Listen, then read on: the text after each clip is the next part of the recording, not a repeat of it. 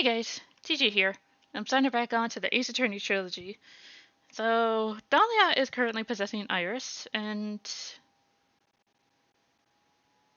like, how do you legally punish a dead person? You kinda can't. Unless there's a way to send him to hell, or past hell. Maybe Oblivion? I'm sure she'd enjoy that. Now then, let's continue where we left off, shall we? Well, witness? Yes, how can I help you, Mr. Judge?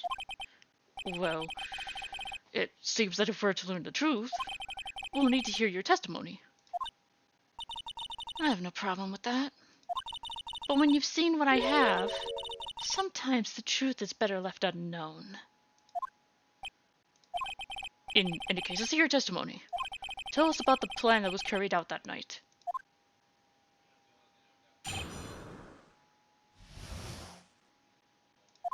The whole plan began with my death. Stupid plan hatched by Morgan Fay to install her own daughter as the next master. But for it to work, Maya Fay would first have to die. The idea was for me to kill Maya and then have the blame pinned on Iris. The plan went wrong, but it seems to have succeeded anyway. So that means you really are... Wait a minute. Did you just say the plan was to kill Maya Fay? Yes. You have a problem with that? Don't give us that nonsense. There's no way that... Watch yourself, Troit. If you got a problem, solve it during cross-examination. That's one of my rules. Mr. Godot is correct. And, by the way, that's one of my rules as well. To kill Maya? Could it be true?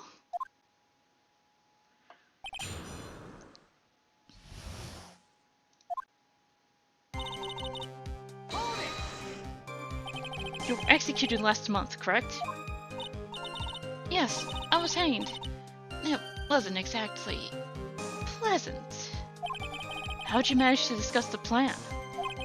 When did you talk with Morgan Fay? Last year. She was transferred to the same detention center as me. Since I was on death row and she was my mother, it was actually pretty easy to meet with her. I see. So that's when you discussed the plan. You crazy? At first, that woman was planning to kill me as well. Even though I'm her own daughter. All to make Pearl Fay the master of Crane. She's a cold, twisted woman. She thought she could finally regain her lost honor. The honor she lost when her younger sister Misty took her place as the master. Ever since that day, she's been working on this plan. A plan?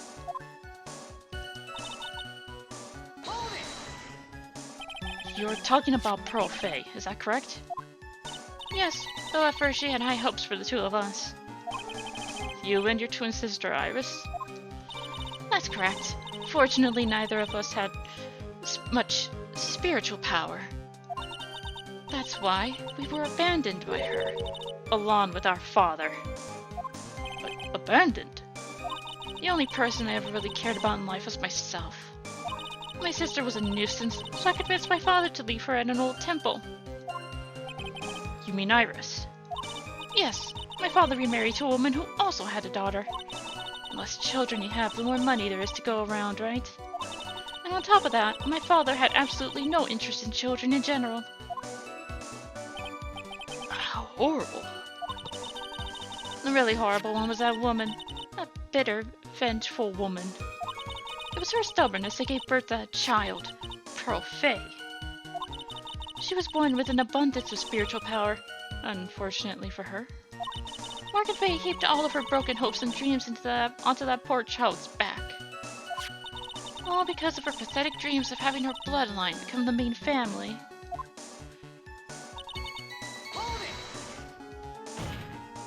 Maya would have to die, but why? For our bloodline to succeed as the main family, thus making Pearl the new master. The remaining descendants of the current master had to be taken care of. Objection! But Pearls would never agree to a plan like that. She adores Maya. How sad. You still don't get it, do you? What Pearl wanted had nothing to do with it. Morgan didn't care one bit about Pearl. The only thing she cared about was the position of the master. That's all. That's ridiculous. She was willing to sacrifice anything and anyone to achieve her goal. The life of her daughter, and naturally, the life of Maya Fey as well. How could anyone do that?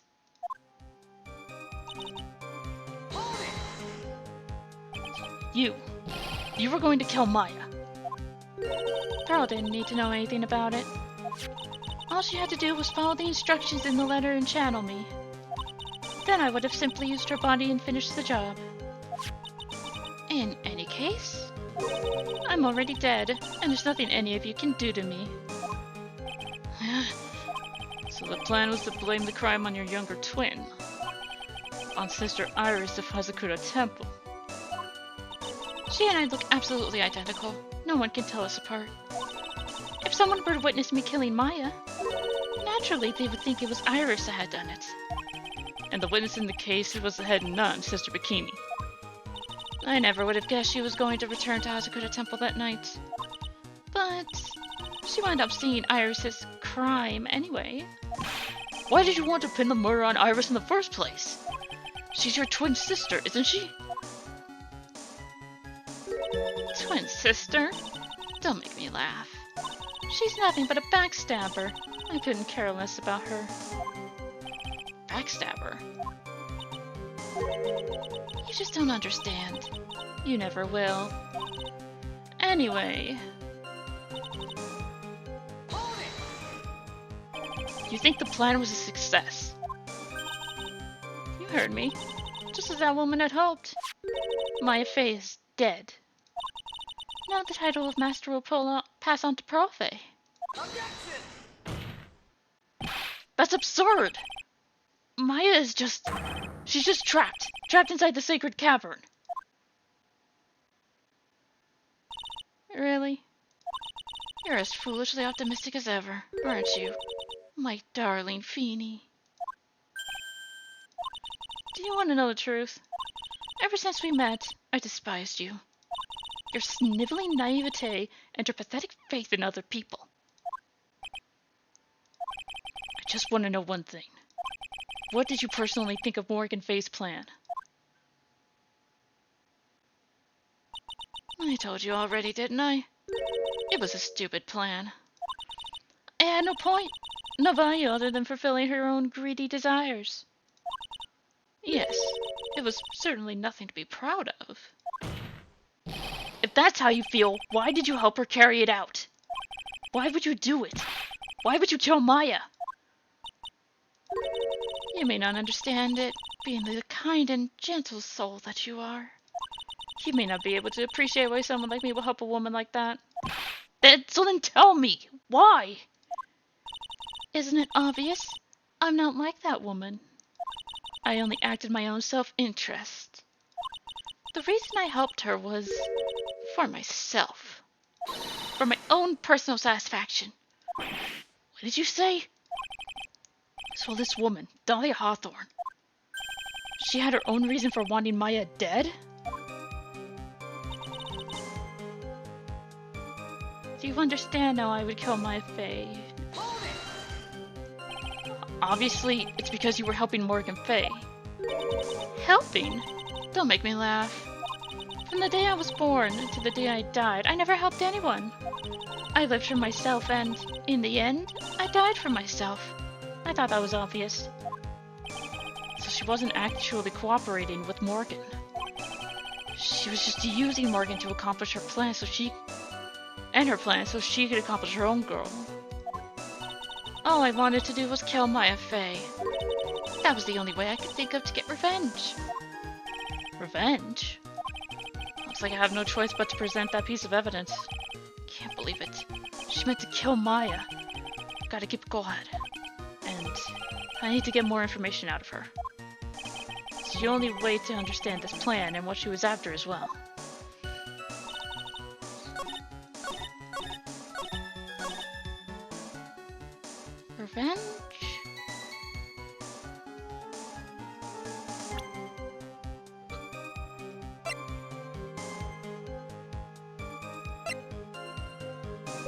Revenge for... Maya did nothing to you.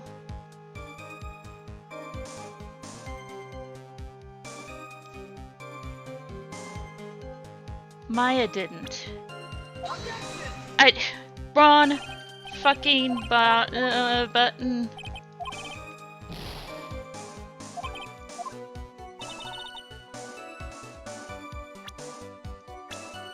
Ugh. Maya didn't do anything, but me is the reason you ended up executed in the first place. Could it be that your actual goal had nothing to do with Maya Fey herself? As I said, none of you have the power to punish me anymore. Because I'm already dead. Well, I had the same problem, you see. You can't punish the dead, and you can't take revenge against them either. You wanted to take revenge on someone? I was sentenced to die because of that woman. Mia Fey. I somehow knew this was it. I wanted to send her a message. It was at her hands I suffered my first humiliation. I wanted her to feel the same pain she made me feel. Sadly, when I realized revenge was impossible, I gave up. And the reason it was impossible? Was it perhaps because Mia Fey had already died? Yes, and I realized there's only one way to take revenge against the dead. How do you do that? Even when the body dies, the spirit, the ego, it lives on, forever. I wanted to take away the person that Mia Fey loved most. I wanted to kill her with my own hands. That would be the one and only way I could take my revenge against Mia Fey. That was the reason I helped out with that woman's plans. Just for that? For that, you would kill Maya. Your goal was no different than that of Morgan Fey. I mean, to a degree, yeah. As they say, the apple doesn't fall far from the tree. What a cruel plan. Cruel, cold, and heartless. Don't waste your time preaching to the dead. I've already told you, there's not a thing you can do to me. That night. At about 9:30 p.m., I materialized into this world. I quickly pinned my hair up and put on a demon warding hood. Then I picked up the staff that was by my side and left Hazakura Temple. So, it was at least Donim who channeled her after all. That ridiculous head nod never noticed a thing. She left Maya Fey at the inner temple and wobbled back, clutching her poor old back. What did you do then? That kid was easier to handle than I had hoped. I caught up with her in front of the stone lantern. Then I took out the dagger I got from the storeroom and...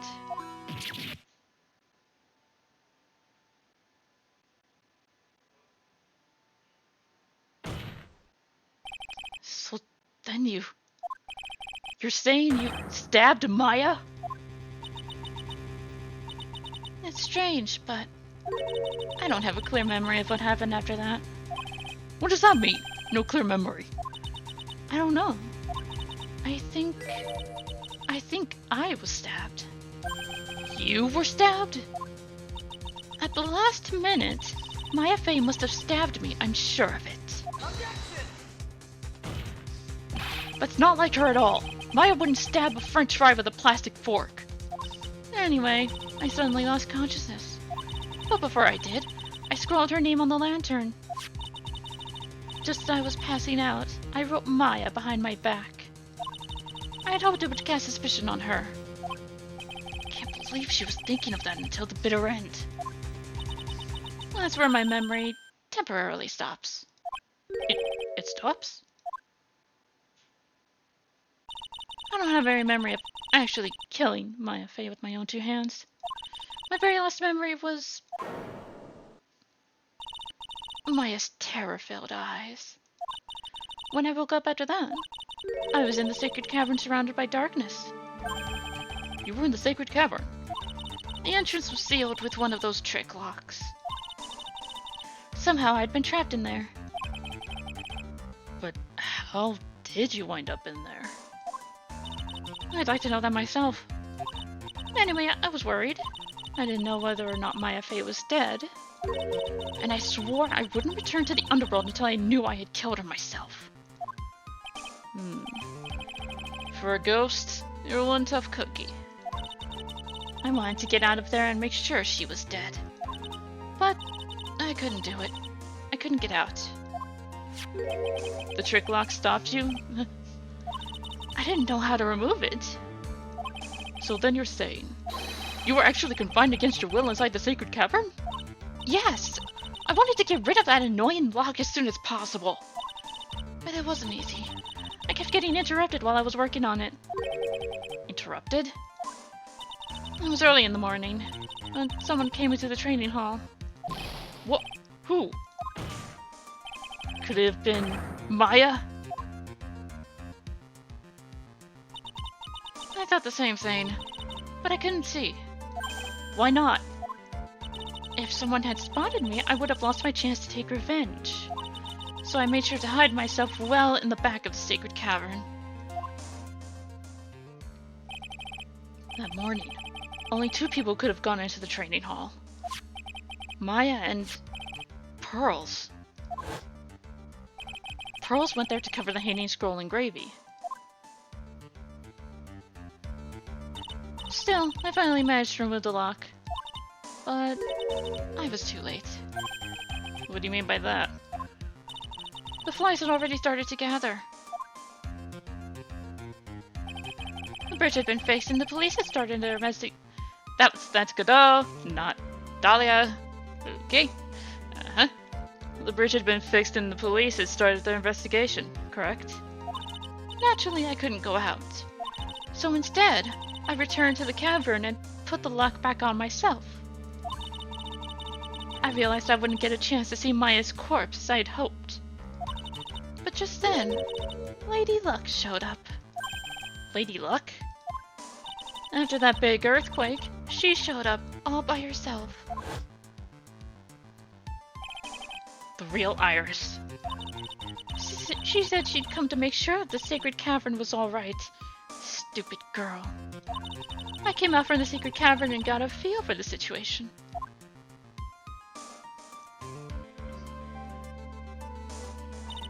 And I locked her away in my place.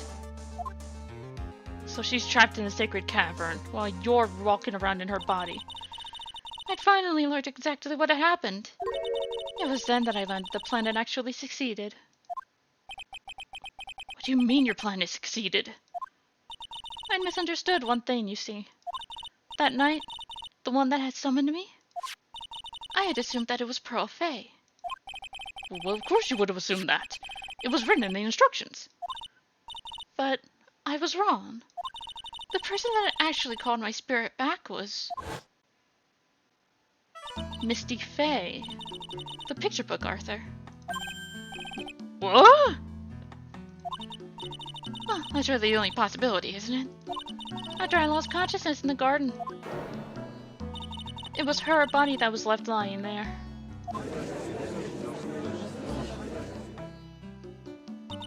Maya Fey. I wasn't able to kill her with my own hands after all. But even so, I made her commit the most vile sin a human can commit. And that is? Matricide. The sin of killing her own mother. No way! Order in the court. What is the meaning of this? It's true that I was the one who attacked Maya Fey. But even so, the murderer who actually snuffed out Misty Fey's life was none other than your darling little Maya. Ridiculous! That's nonsense! Are you sure about that? Just think about it. There's even evidence supporting these facts, isn't there? What? What do you mean? What is this so-called evidence? fact that Maya Fey has disappeared is evidence enough, isn't it? The idea that she's still in the sacred cavern is just ridiculous. She wasn't able to escape from the inner temple. That much is obvious. In that case, there's only one place she could be. Where? Do I have to spell it out? The bottom of Eagle River. Where else? Eagle River? Maya Fey killed her long-lost mother. Can you imagine the guilt she must have felt when she realized that? That's why she threw herself into Eagle River. Most bodies that wind up in there are lost forever.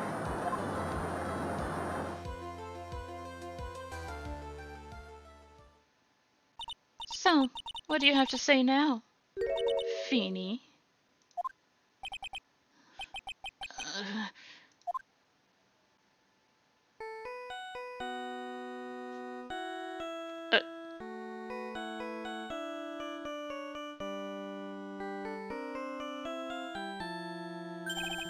Oops.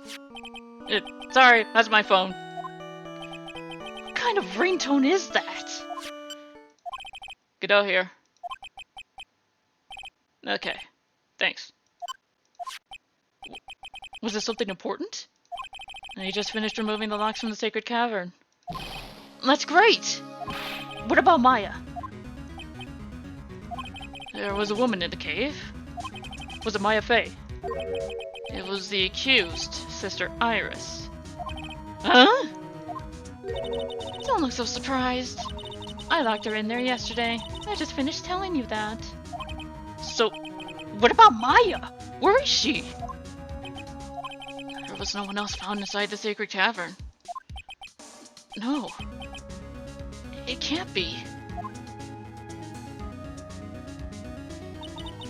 I told you, didn't I? She's dead. No.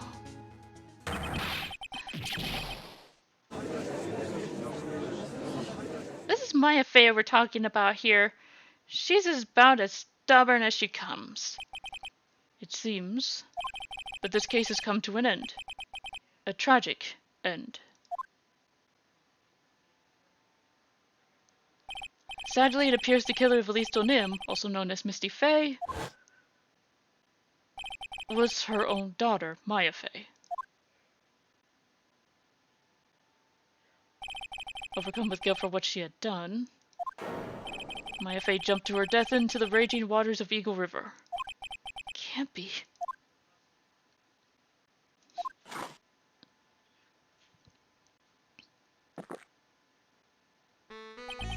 Right?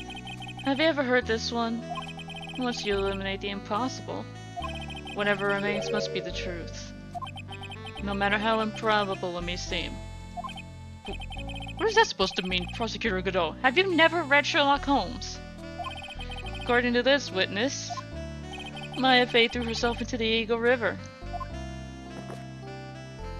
However, is that really the truth?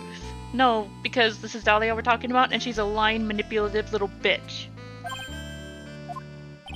Remember, this woman testified earlier that the bridge was already on fire when the murder was taking place in the garden, which means that Maya had thrown herself into the river. It must have been from the inner temple side, near the bridge. That's right. That's where she jumped from. But that's impossible. It's impossible to jump into the river from there. What? The cliffside! She would have hit the cliffside instead! Don't get your panties all twisted up, trite.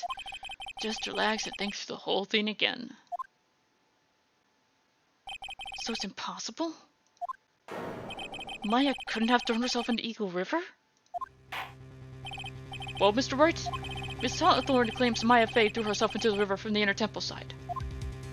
Do you have any evidence that refutes this claim?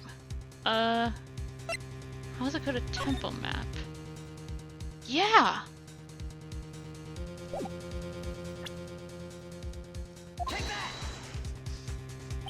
It's impossible to jump into Eagle River from the inner temple side. No one knows that better than this witness. What did you say? 11 years ago, You jumped into the very same river. Just take a look at this overhead map. As you can see, below the cliff on the inner temple side is a big rock shelf. Oh! Oh! You're right! She wouldn't have reached the river if she had jumped off from there. In other words, if she had jumped, we should be able to see her body in this photo.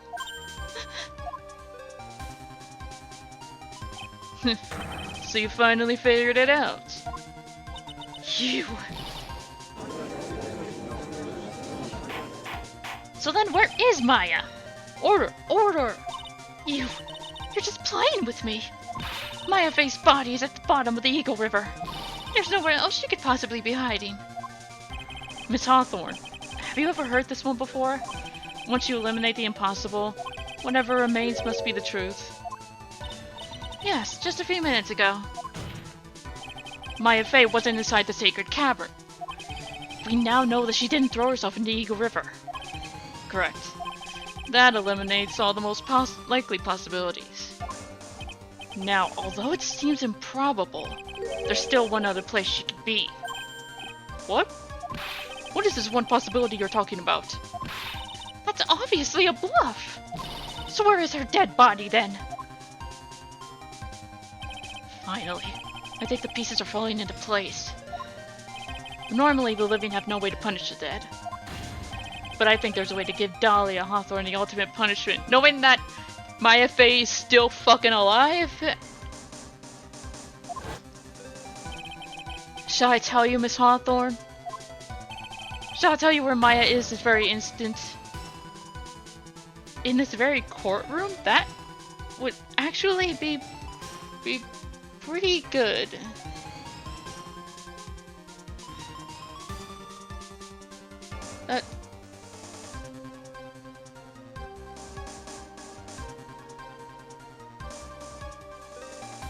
Oh, this will be one hell of a bluff. There's only one possibility left. Namely, she's right here in this very courtroom. What? Maya Faye's here? You say she's here in my courtroom? Dahlia Hawthorne, I seem to recall that you said I had misunderstood one thing, you see. So what? But I think there's one more thing you misunderstood. What do you mean? Tell me something. At this very moment, who's channeling Dahlia Hawthorne? Why, that's obvious. It's Pearl Faye, the pathetic little sniveling runt. You're wrong. Pearl's tried, but she couldn't do it. I've never failed at channeling someone. This is the first time it's happened. Isn't there any explanation as for why you couldn't channel a spirit? It could happen if someone else was already channeling the same spirit. Someone called me before Pearl did? But who? Pearl's even tried again on the day after the crime. But she couldn't do it. What could that mean? I think the truth is becoming clearer to you right about now. Am I correct? It wasn't Pearl that channeled you. There was someone who called you before she could. Maya. This is an easy one. Pearls couldn't do it, and Misty Faye is gone. There's only one possibility left. Come on already! I can't stand the tension! Dahlia Hawthorne, the person channeling you right now must be Maya Faye. What? But how could that be? Remember what this witness Dahlia Hawthorne said about her goal. She said that her goal was to kill Maya Faye. Yes, that's right. But if Maya channeled the spirit of someone that was trying to kill her... Well, Gramps, what would happen? Could it be? It looks like you finally understand, Your Honor. Well, I don't! What are you going on about? What I'm going on about is the reason Maya channeled you. And there's only one reason. To protect herself from you. To protect herself? From me? Yeah. On the night of the crime, you were only interested in one thing. Killing Maya Fey. The path back to Hazakura was closed off and there was nowhere for her to run. So then the problem became, where would the safest place be to hide? You mean that's when she channeled me? All this time you thought you had been channeled by pearls. That's why it never occurred to you that Maya's hiding place was you. No, don't say that. You were saying that Dahlia Hawthorne, was played for a fool by that little whelp. Maya Fey killed herself. Isn't it obvious? Sorry, but no. It would have been impossible for her to jump into the Eagle River. This was the only avenue of escape open to Maya. The only way that Maya could disappear from the inner temple. I don't believe you. A stupid little girl like that who's never been out in the real world. She could never have come up with a plan like that. Who could have ever given her such a brilliant idea? Well, me, of course. Oh, hey, Mia. Mia! Mia Fey! It's been a long time, Dahlia Hawthorne. So it's true. It was you. Yes. You're something else. What are you doing here? Hair. It's pearls, right? Tell me something, Dahlia. I want you to think back to that night one more time. You just cornered Maya in the Inner Temple's garden. And then, in the final moments of the fight, you lost consciousness.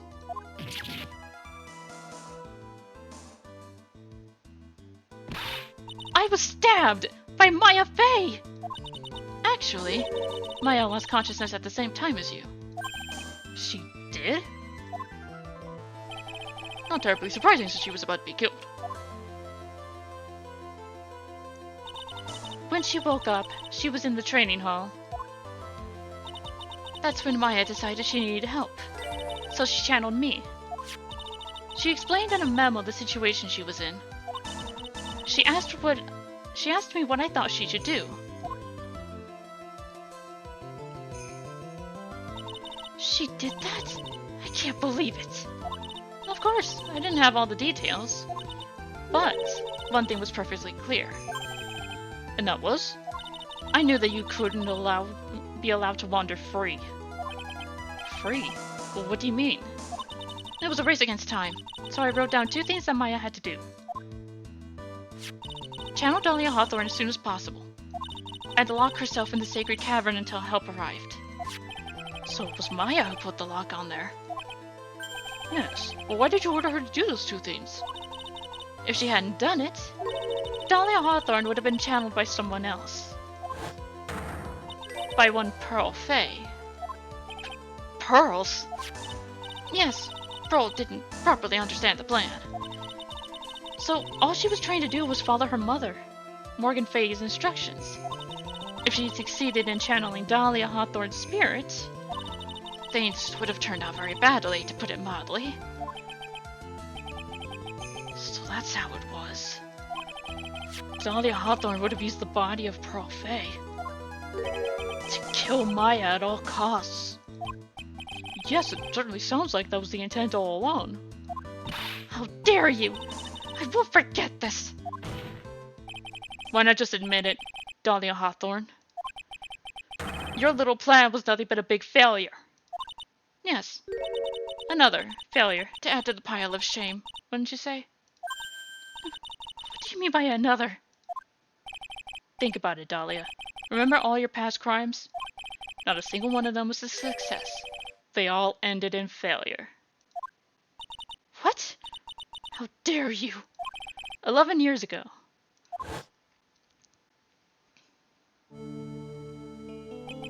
The fake kidnapping? Your very first crime.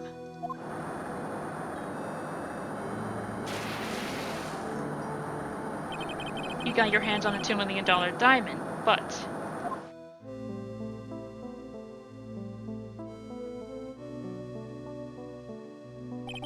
after Terry Falls escaped and went to meet with Valerie Hawthorne, the truth was exposed. Shut your mouth! That wasn't my fault! It was because of that stupid oaf of a prisoner and that weakling of a policewoman. And then, 1 year later, you tried to kill me. Well, I'm still alive, but...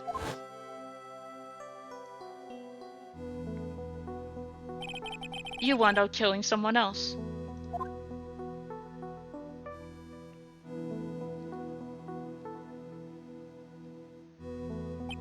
As a result, you were sentenced to death.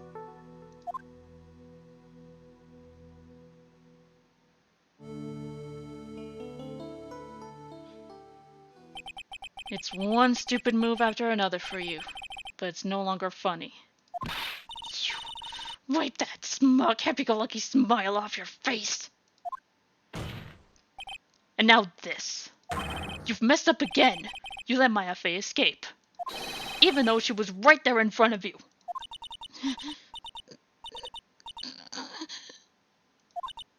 My Eevee! You spinster! I was supposed to kill my Eevee like I swore I would.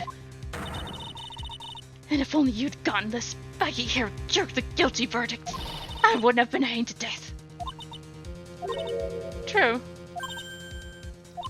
But I think you finally understand, Dahlia Hawthorne. You will never defeat me. What did you say? Whether you're alive, dead, or somewhere in between, you will never defeat me.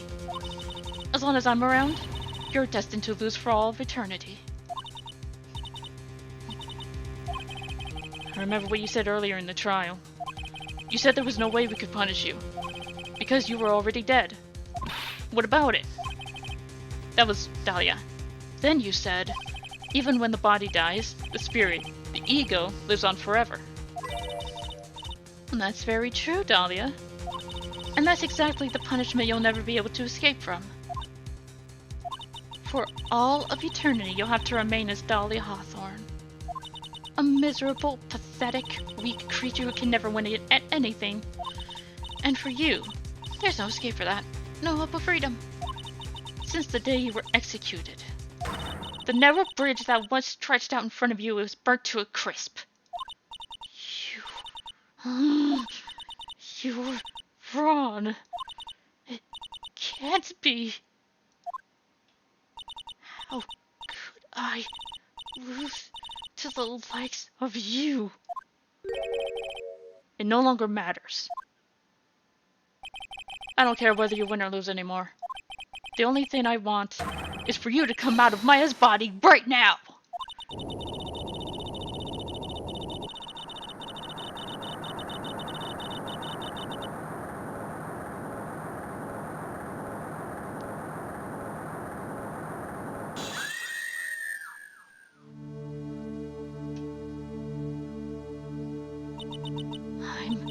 I'm not ready. Not ready to go.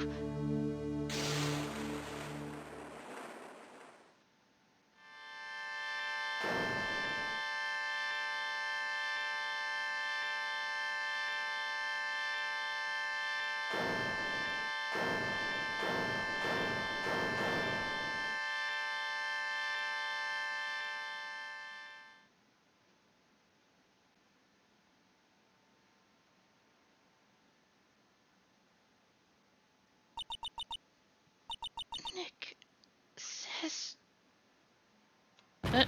Yep, I figured she'd faint.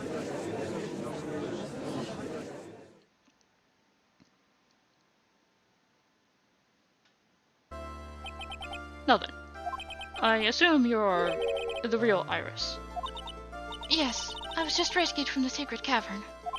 I must say, you and your twin sister are indeed identical from what I can see. In any case, it appears that everything has finally been cleared up. Mr. Godot, what happened to Dahlia Hawthorne? If you ask me, Your Honor, it looks like she went back to the hell she came from. It seems that Misty Faye wasn't the only victim of this crime. Maya Faye, as well as the on Pearl Faye, were also victims of this wicked and selfish plan. Yes, Your Honor. The tragedy of Medium Valley has finally come to an end, it seems. It would be best for everyone if no further attempt was made to channel that spirit again. Your Honor? Yes, what is it? About this whole spirit medium thing. It's almost weird how comfortable you seem to be with the concept now. Well, to be frank, my younger brother is quite judgmental. He often criticizes me for not studying hard enough. That's why I made a concerted effort to study up on the crane channeling technique. Hey, isn't that the New Year's issue of Occult? I've seen quite a few things in my years on the bench, and in all that time I finally learned this one thing. Each case is different. It takes place in its own world, if you will. In order to fully understand that world, first we have to immerse ourselves in it completely. And that's where my brother and I used to differ. Never thought of it that way. At any rate, it's time to pass judgment on the case of Iris of Hazakura Temple. Objection!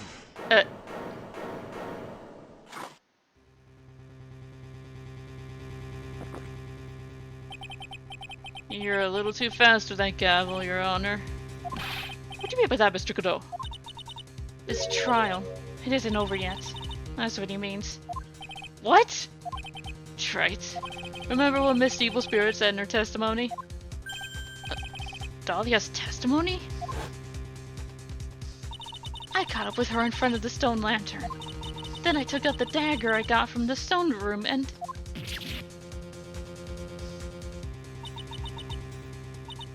It's strange, but I don't have a clear memory of what happened after that. I think I was stabbed. Just as Dahlia Hawthorne was about to attack Maya, she was stabbed and killed by someone. Yes, that's right. The person that was ultimately killed was the spirit medium that channeled Dahlia. At least on him. No, Misty Faye. But who killed her? We still don't know who did it. This isn't over?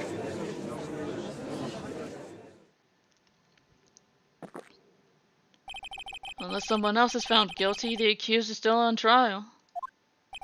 We can't let her walk until there's evidence that proves her innocence. No way.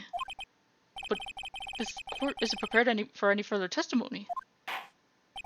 Prosecution's ready to call our final witness. Final witness? This one will clear up the whole mystery. Mystery of who killed Misty Faye. Indeed. Is it really alright, Mr. Prosecutor? Of course it's alright, Madam Attorney. Very well then. Who is this final witness? Isn't it obvious? There's one person who saw the whole event and will put the final dagger in this case. Someone who saw the murder take place? The very person who saw her mother killed in front of her own eyes. You mean Maya? You can't! She can't testify after what she's just been through. We need to find the truth. Prosecution calls Maya Faye to witness stand. Very well. But first, we'll take a brief recess. We'll have to wait for Miss Faye to recover before summoning her. Once we receive the doctor's permission, we will proceed with the trial. Hey, Try. I've got something to say to you, so listen up. What is it? I don't think much of you as a lawyer. It's always the same with you. You somehow manage to just squeak by without even a faint understanding of the case. The same beautiful woman always seems to come dashing in at the last minute to save you. You've got some nerve! But that's not going to happen this time. This time, you're going to have to do this by yourself.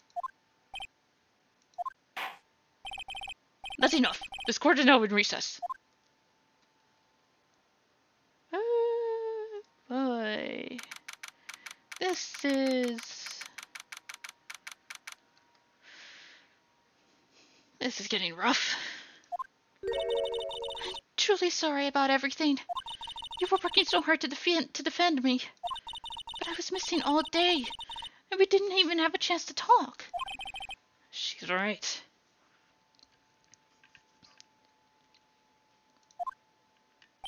When I met Iris at the training hall yesterday, they'd already switched places, and Iris was inside the secret cavern.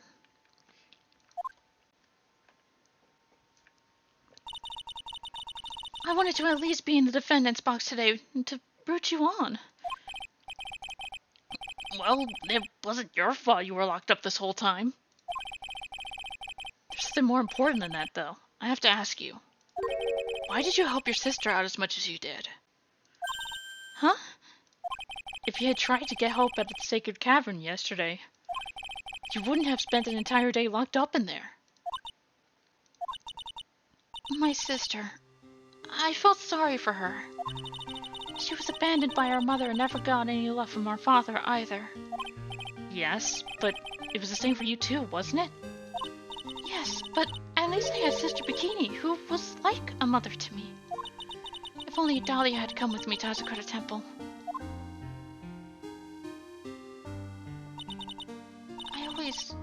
I always loved her. Dahlia was always so smart, so strong. She never complained about a thing. That's why I promised her that I would help her. Are you talking about the fake kidnapping 11 years ago? Yes. I wanted to be useful to her in some way.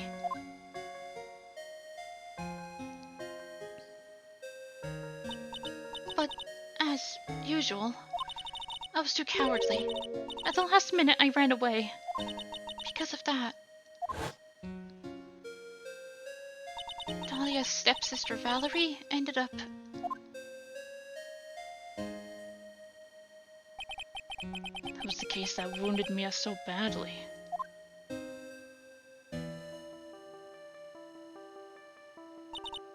But things didn't end there, of course. Some people suspected that my sister was involved in the murder. Some people? You must mean... Yes, 2 defense attorneys. Mia Fey and Diego Armando.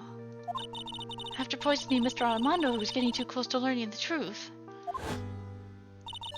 Dahlia even tried to kill the person who had unknowingly hid the poison for her. You. That's right. Iris, there's one more thing that I have to ask you. Yes? What is it? On the night of the murder, the person that cleaned up the corpse of the victim, at least Donim, was it really you? Yes, it was me. That night, after I rang the lights out bell, I went back to my room. At around 10:30, I received a call on my cell phone. There's a problem. Come to the inner temple right away. I got in the snowmobile and headed for the inner temple. But... the path to the inner temple was cut off, right? Exactly. We can't just leave the body here. So you've got to do this exactly as I say. Got it?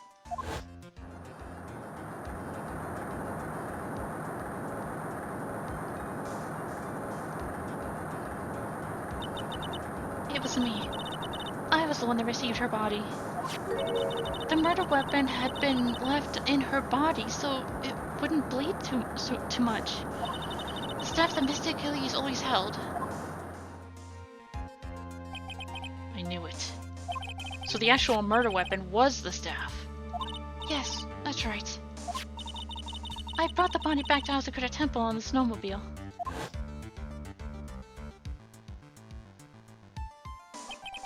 But why? Why did you alter the body? I didn't want anyone to know that the staff was the murder weapon. I didn't want to leave anything that would lead it back to Misty Faye. So, I dressed her in a robe and stabbed her with the shichito. I wiped the blood off the staff's blade and left it next to her on the ground. Iris, just tell me one last thing. Tell me the name of the person that called your cell phone. The real killer. I'm sorry, Mr. Wright.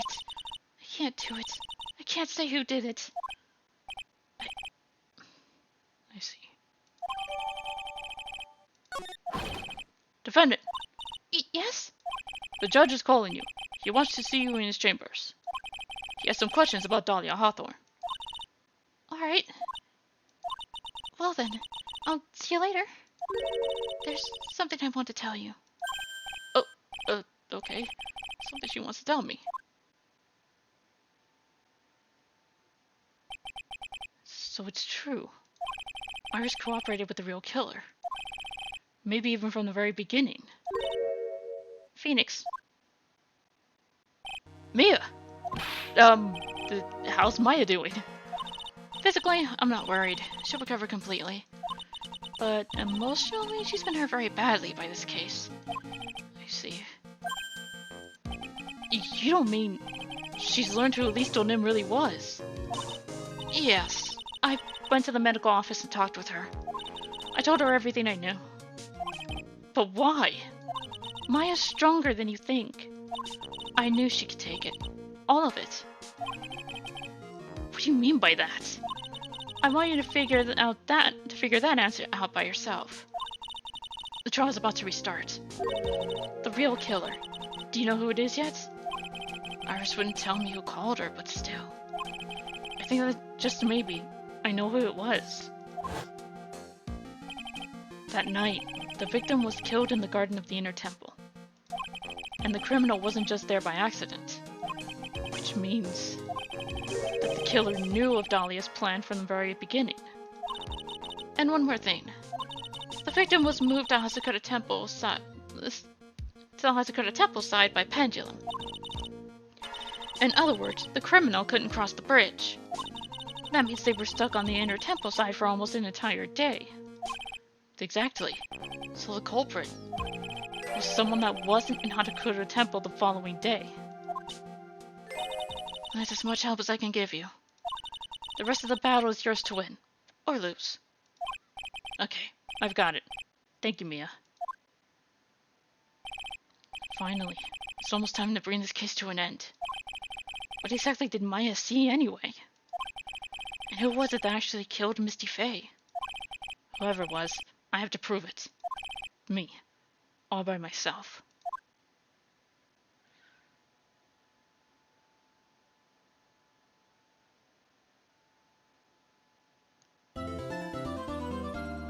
Oh, this is gonna be rough. I am in the dark.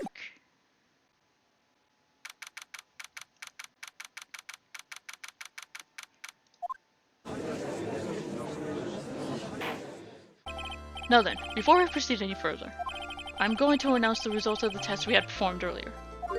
Tests? Yes, tests on the bloody dagger that was found stuck in the pine tree. Oh yeah, that! I totally forgot about it. That's the weapon that Maya Faye used when she fought with the victim. So what are the results?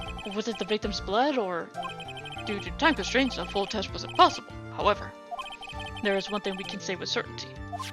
The blood that was on this dagger was not the victim's blood. So whose blood was it? That is all. Now then, let's restart this trial. So it wasn't Misty's blood on the dagger. Then whose was it? I'm sure both the defense and the prosecution know this, but this trial is rapidly coming to a close. Both sides will need to show some firm evidence with their claims. I understand, Your Honor. From what I've heard, the witness is dangerously weak, physically speaking. So let's finish this quickly. Agreed. Very well. Please bring in the last witness.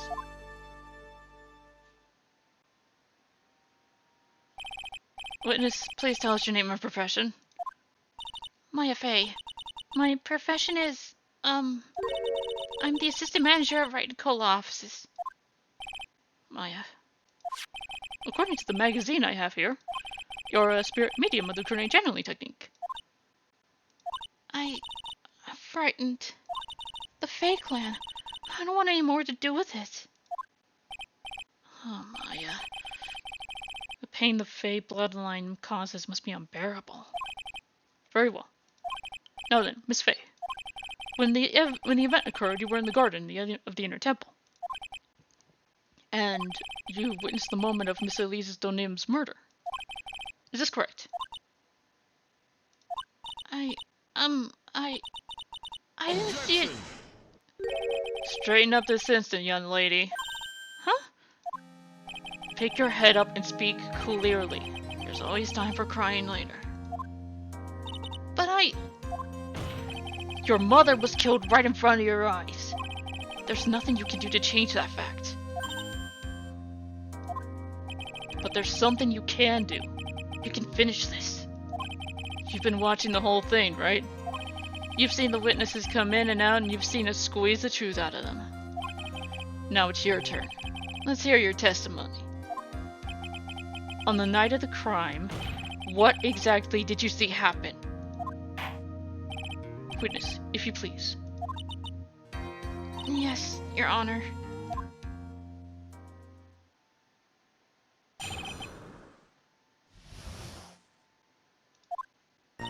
I was passing through the garden on the way to a spare prep room when it happened. Suddenly, someone struck me over the head. I stumbled and ended up against the stone lantern. I think I screamed, "Help me!" Then something warm splashed over me. That's when I lost consciousness. So you were struck on the head. I suppose it must have been the staff. Maya, the person who hit you. It was Dahlia Hawthorne, wasn't it? I'm sorry, Nick. I couldn't see. I don't know who it was. Maya, think hard. Sorry, Nick, but I really couldn't. Can't say it was especially good night for young ladies to be walking around alone. It seems that it will be hard to determine the criminal through testimony alone. Very well then, Mr. Wright. Please begin your cross-examination. Maya, hang in there. She doesn't look well at all. Just doing my job here, Maya.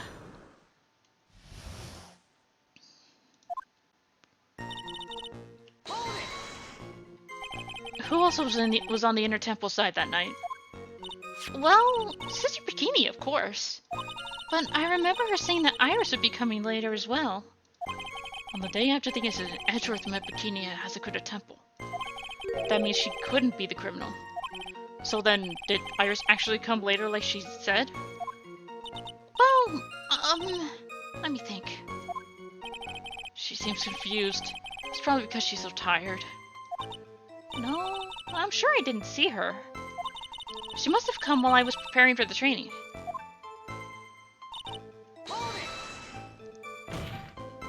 Who did it? Who hit you? Well, I didn't see who it was. I was hit from behind. You didn't see the person? But after that, your attacker was in front of you. How could you not see who it was? Oh! Let me think for a sec. I'm sorry. I just can't remember. Maya's really having a hard time. What should I do? Honestly, I want to leave her alone. But...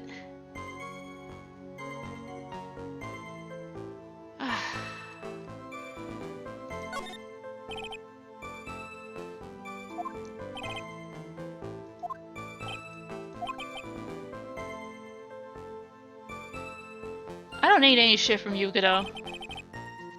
The identity of the attacker was most likely the spirit that was channeled by Elise Donet, Dahlia Hawthorne. Very well. Please continue with your testimony. What happened after you were struck on the head?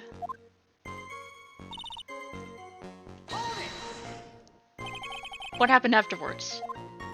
My attacker was in front of me, blocking off my escape. I think. You think? After getting hit like that, I was in a state of panic. There were only two things rolling around in my mind at the time. Well now, this is beginning to get interesting. So what were the two things rolling around in your mind? My name is Maya Fey. 1 + 1 = 2. You see, for some crazy reason, I was afraid I was going to lose my memory. I know it's odd considering my life was in danger, but that's how it was.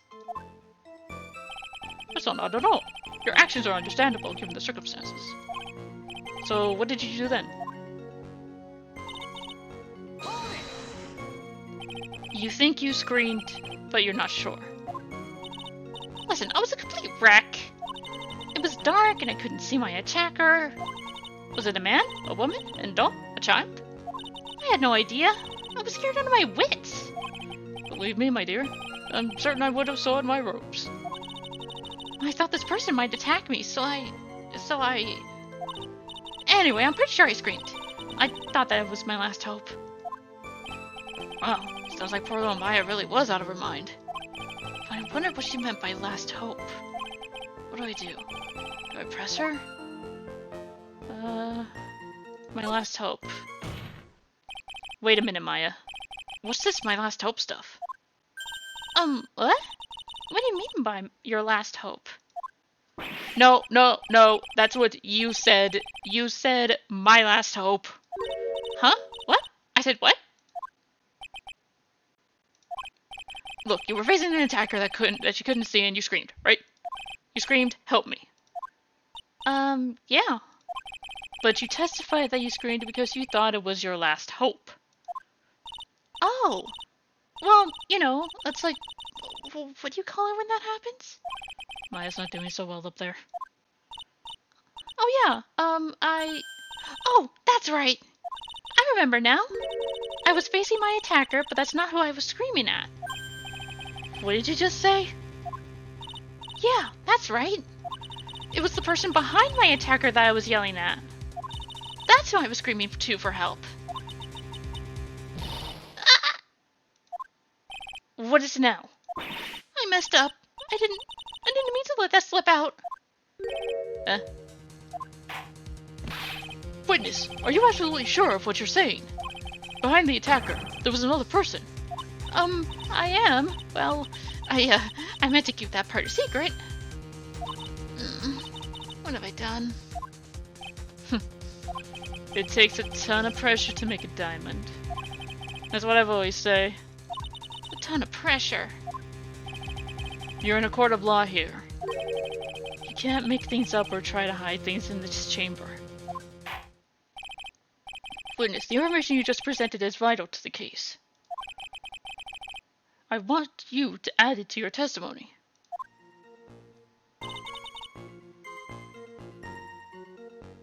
Lantern was off.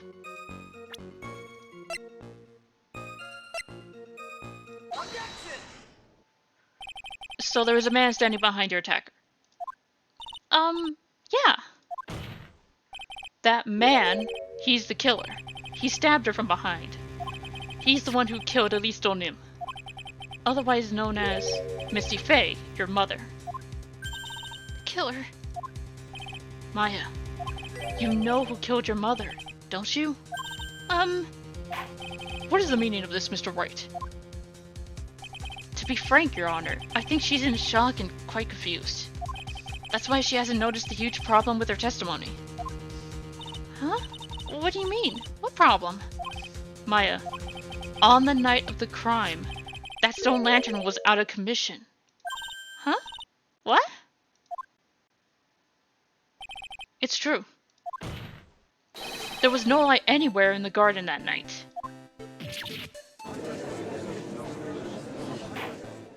Order in the court. Mr. Godot, explain this. Add the pureness of milk to the perfect, clear darkness of coffee. Stir. That's the state of the witness's mind right now. A cup of cafe au lait. Cafe au lait? Is that even legal? Mr. Trite's words are the milk and you're the spoon. Your Honor. I'm a spoon? No spoony Barda!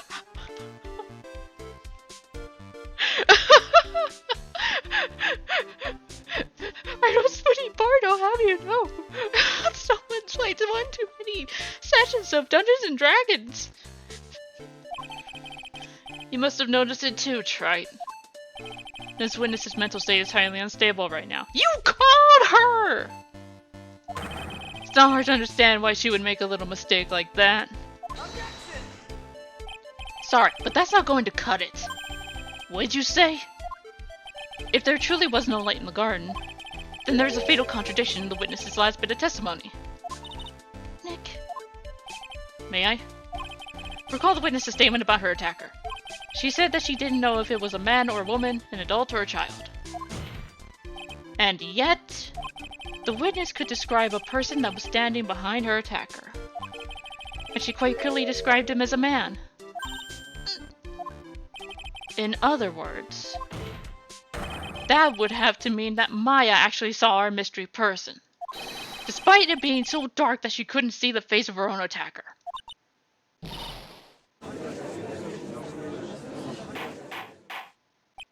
Order! Order! Order! What in the world does this all mean, Mr. Wright? Are you saying Miss Faye saw the real killer under pitch-black conditions? Objection! Trite, do you have any idea what you're proposing? How could she have seen in the dark? There was no other light source at the scene. Objection! There are some things you can only see in the dark, Mr. Godot. Maya, you did see who the killer was in the dark. And now, you're trying to cover for him. Cover? For the man that killed her mother? There's only one conclusion I can draw from this. You know who this man is. Please, Nick. I don't know anything. Please, I'm begging you.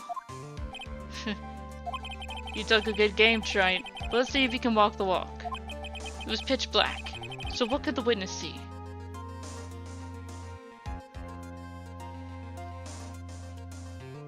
I'm calling your bluff. No, Nick, don't. Please stop. Maya's dead set on protecting this guy. The man who murdered Maya's long-lost mother. But I can't let him get away with it. I'm a lawyer. An officer of the court. I'm here to find the truth. Alright, Mr. Wright. Time to show us what you've got. Who was this person you saved Miss Faye saw in the darkness? Didn't see him, but, maybe his visor? Because it was pitch black, Miss Faye was able to recognize the killer easily. I'm sure the court would like to see for itself how this is possible. Yes? What? But how do you propose to show us something like that? That's easy. We just need to recreate the conditions of that night. Conditions? Your Honor, the defense officially requests that all of the lights in this courtroom be turned off.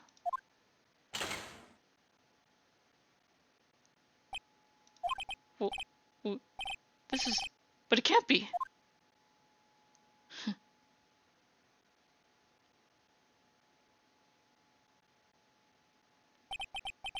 That was a nice bit of deduction.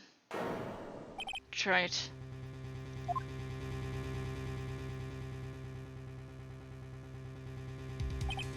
Well, everyone, this is the man Maya saw on the night of the murder. Order! Order! Order! Prosecutor Godot, what is the meaning of this? Surely you must be shocked to hear yourself accused of such a thing. Why aren't you denying it? Your Honor, you're asking the wrong person. What do you mean by that? If you got a question, ask the witness. That's one of my rules. Well, Maya, how about it? What you saw that night? Was it 3 glowing red lights? Well, witness, answer the question. You're wrong. I never saw that.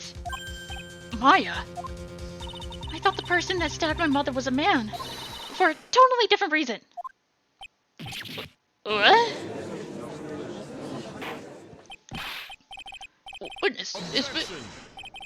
stop your chattering, Your Honor. earth-shattering. If it's worth asking, as the witness. It's one of my rules. Alright. Well then, let's continue with the testimony. Please tell us how you knew that the killer was a man. Yes, Your Honor. I didn't realize it until after I woke up, but...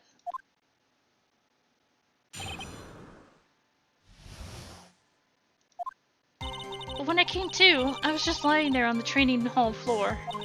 By the time I got back to the garden, the place had totally changed. The torches were lit, and the body was gone.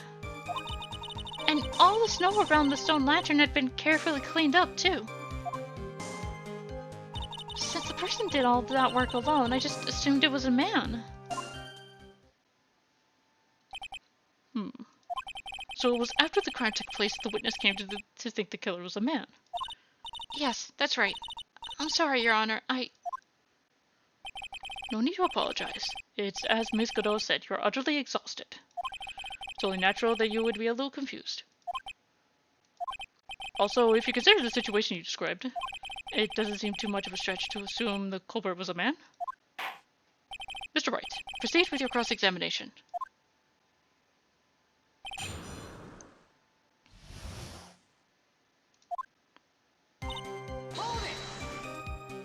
So you lost consciousness when you were in the garden, is that right?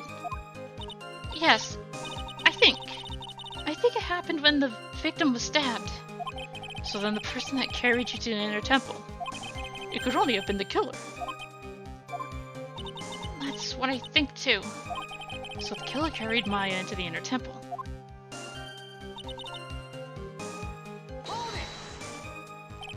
Naturally, the killer must have done it, right? Yes, I think so. But why would the killer tamper with the crime scene like that? There must have been something that the killer desperately wanted to hide.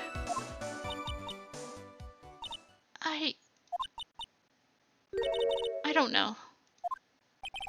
Looks like she doesn't have enough confidence. I think I need to gather some more information before I ask her again.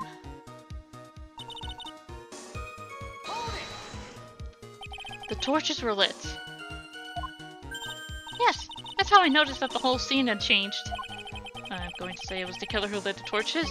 I mean, who else could it be? The killer would probably lit them since it'd be impossible to do any cover-up work in the dark. However, if that's true, there's one thing that still bothers me. Why did the killer go to the effort of moving the body? That's true. It's hard to see how that would be of any advantage to the killer. The only one who would gain anything from that would be the only person that was at the inner temple, Aya. Very well. Let me hear some more about the condition of the crime scene.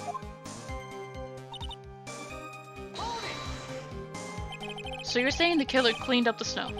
It did look really odd. Snow was removed in an unnatural-looking rectangular shape around the lantern. There were a lot of shovels around the inner temple. But they're all really heavy. Way too heavy for me to use. An odd fellow indeed, this killer. Why on earth would anyone want to take snow away? Well, there's one thing I could think of. Didn't you say that a lot of the victim's blood sprayed onto the snow? Yeah? The area had collapsed and ended up being splattered. In other words, the killer's purpose was to hide the bloody snow.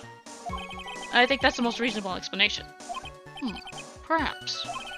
However, there's something that's still bothering me. If the killer just wanted to hide the snow with blood on it,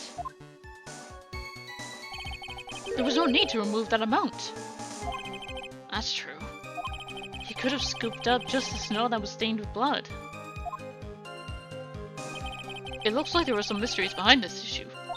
But I think this will help explain them.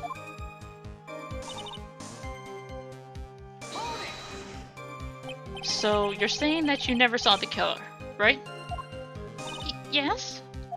But earlier you very clearly stated you saw a man behind your attacker. Nick, I'm sorry. The killer certainly went through a lot of trouble. Moving the body by a pendulum, manipulating the crime scene. But for what purpose? Why do all that? Maybe Maya knows more than she's letting on. I mean, yeah? Sorry about that. We have more information.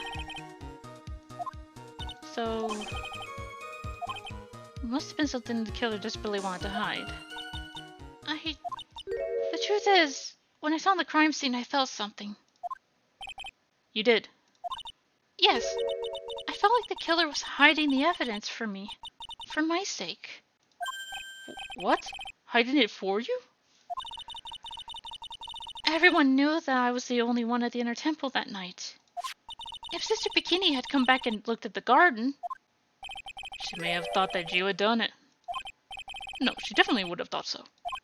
And you're saying that's why the killer cleaned up the crime scene to make it look like nothing had happened? Yes, I'm sure of it. But, well, that's certainly an important piece of information. I want you to add that to your testimony. Yes, Your Honor.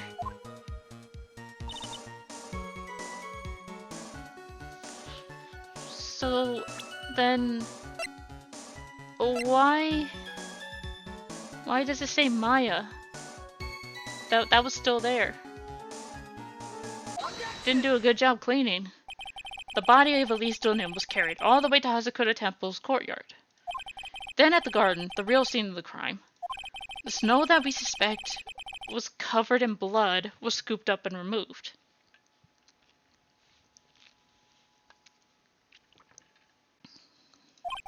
It's reasonable to believe that this was all done in an attempt to hide the crime scene.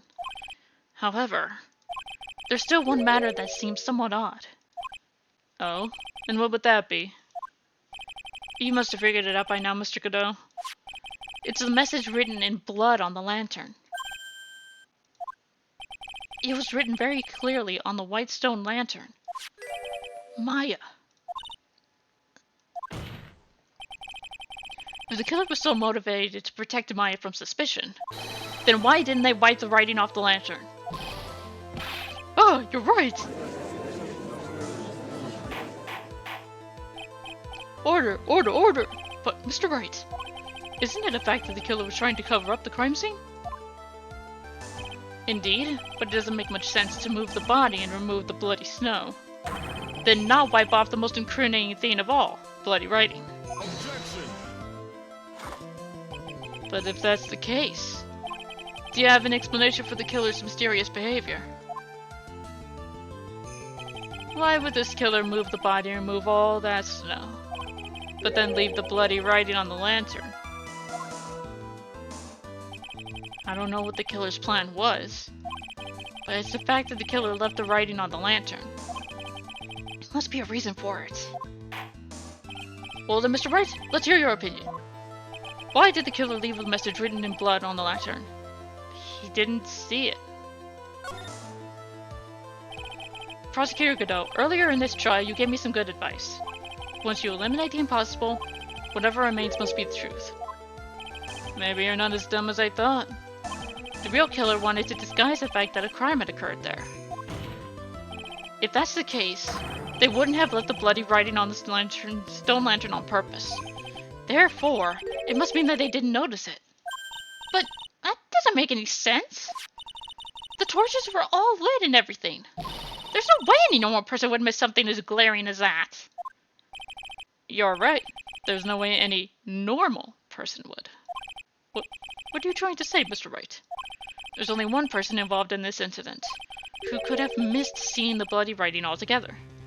And who would that be? The one who failed to see it during this very trial? Mr. Godot, this is what you said yesterday.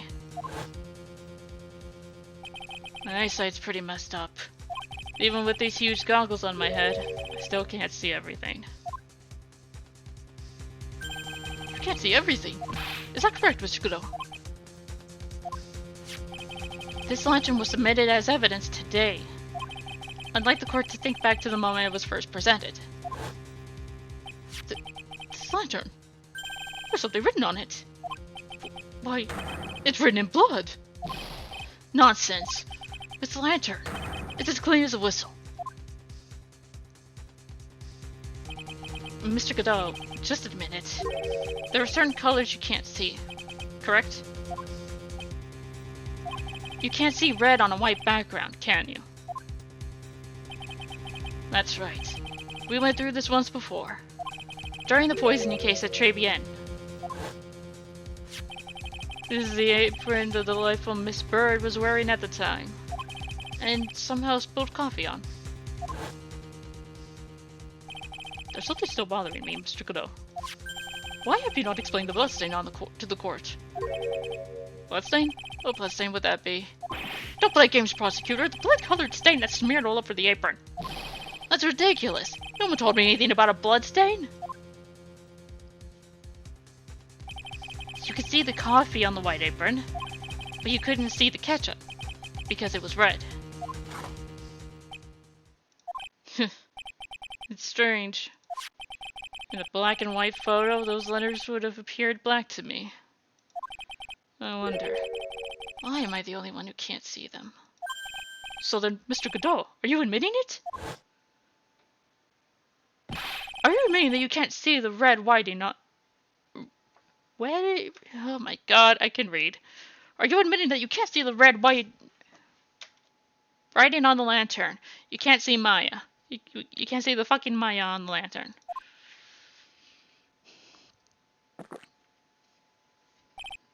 Hey Gramps, didn't you know? That's the reason I don't drink red tea.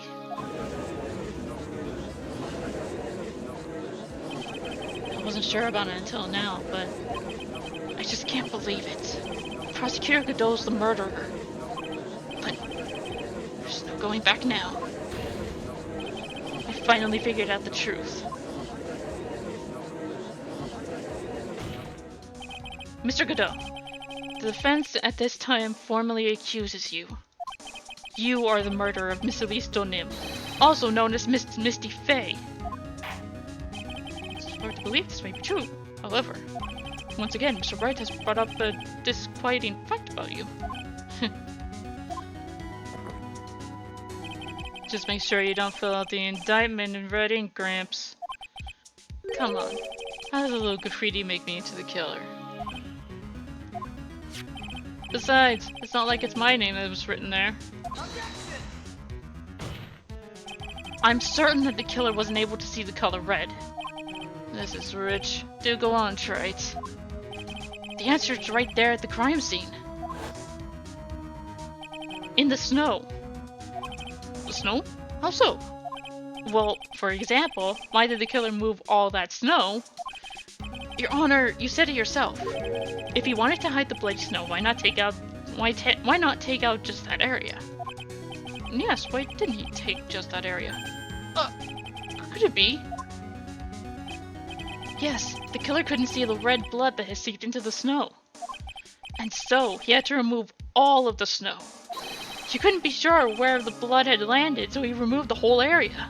Objection! Isn't it more likely that the killer couldn't see the blood because it was dark?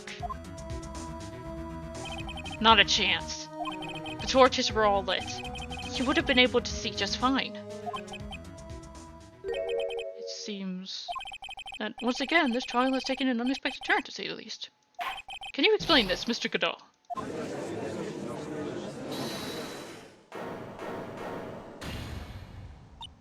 Wait just a minute! Maya! What is it, witness? Mr. Godot, it isn't the killer. After all, he didn't even come to the inner temple. Until 2 days after the murder took place. He didn't show up until after that old bridge got fixed up. Objection! Maya? Can't testify to something like that. Why? What do you mean?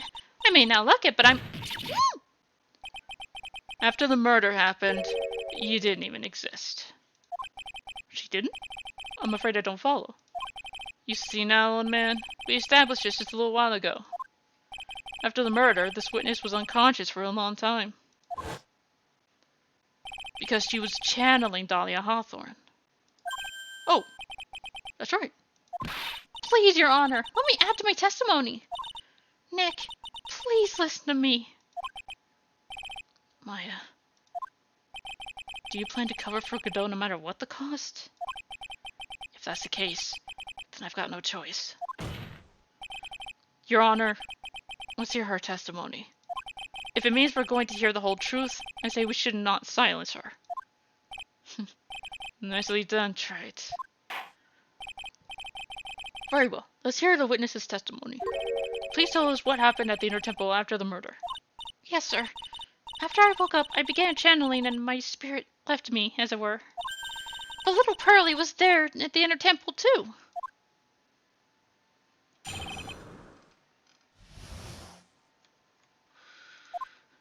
Pearly was also stuck on the Inner Temple side that night.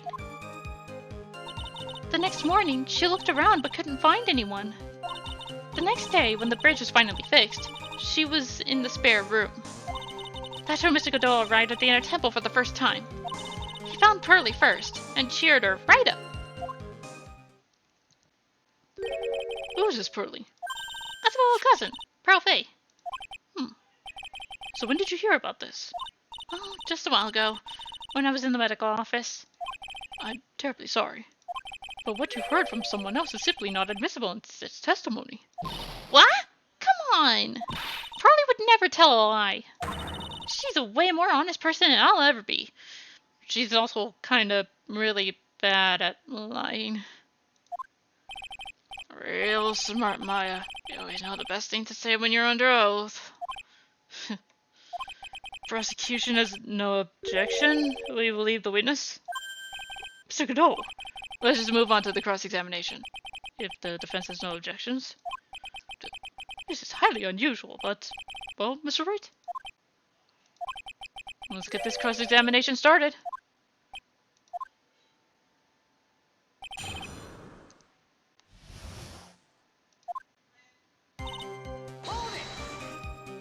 So, where did you think Pearl slept that night? In the spare prep room next to the training hall, I guess. There's a rule that you can't enter the training hall during an acolyte's training. But even so, why did she go to the Inner Temple in the first place? It seems that Pearls became very worried about Maya. She knew that the spiritual training I was about to undergo was very intense. Pearls was supposed to channel Dahlia Hawthorne, but she couldn't do it. That's why she headed to the Inner Temple. However, Dahlia Hawthorne was already there, possessing the body of Elise Donim.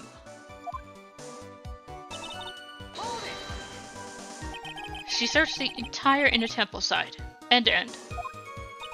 Well, you see, Pearly gets pretty scared when she's alone. And there weren't that many places to look. She says that she even went back and forth several times. The Inner Temple side has two structures, the training hall and the spare prep room.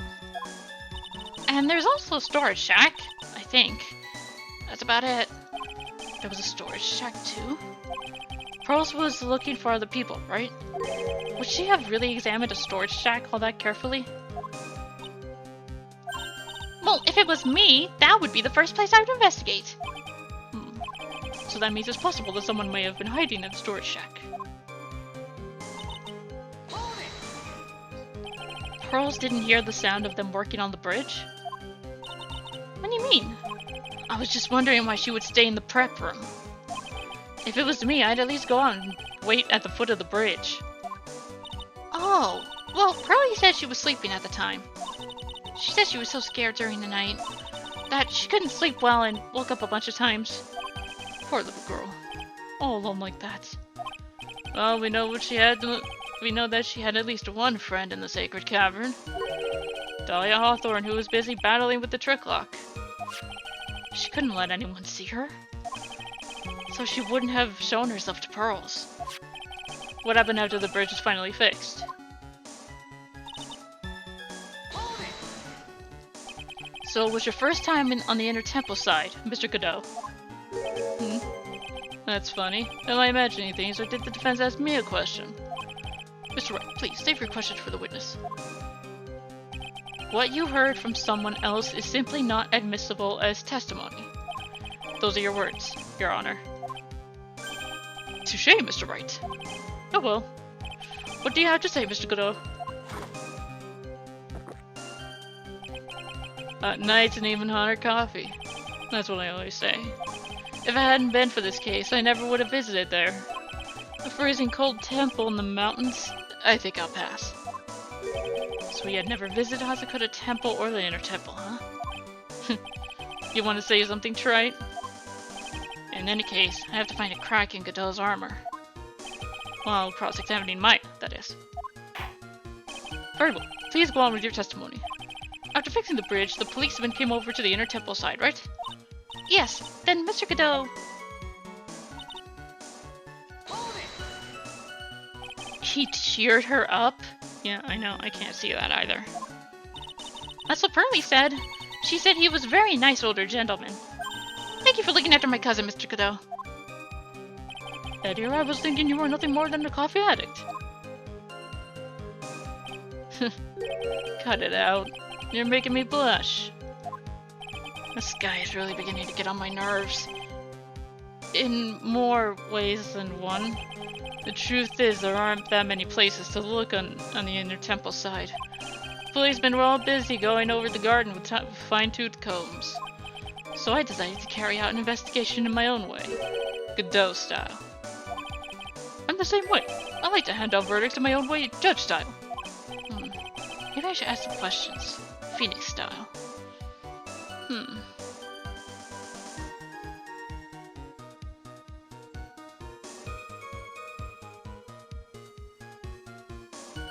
I'm more curious about about his investigation.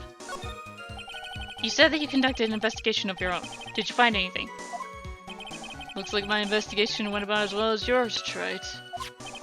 After all, I did miss the bloody writing on the lantern. Oh, I didn't miss it, so speak for yourself, Goggles. The only thing I discovered was the beauty in the training hall. Beauty? Misty Faye, naturally. Clad in her stunning Japanese garb, surrounded by the hues of aroma of Western tastes. Western tastes? Could he find a stranger way to describe gravy? So, from there, you headed for the prep room. Wait a sec. What did Godot say just now? I think I just found his proverbial weak spot. So, where was Godot when the murder was taking place? How did he know that Misty... Well, I mean...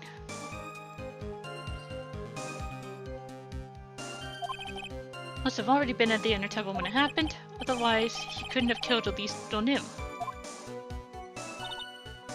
So...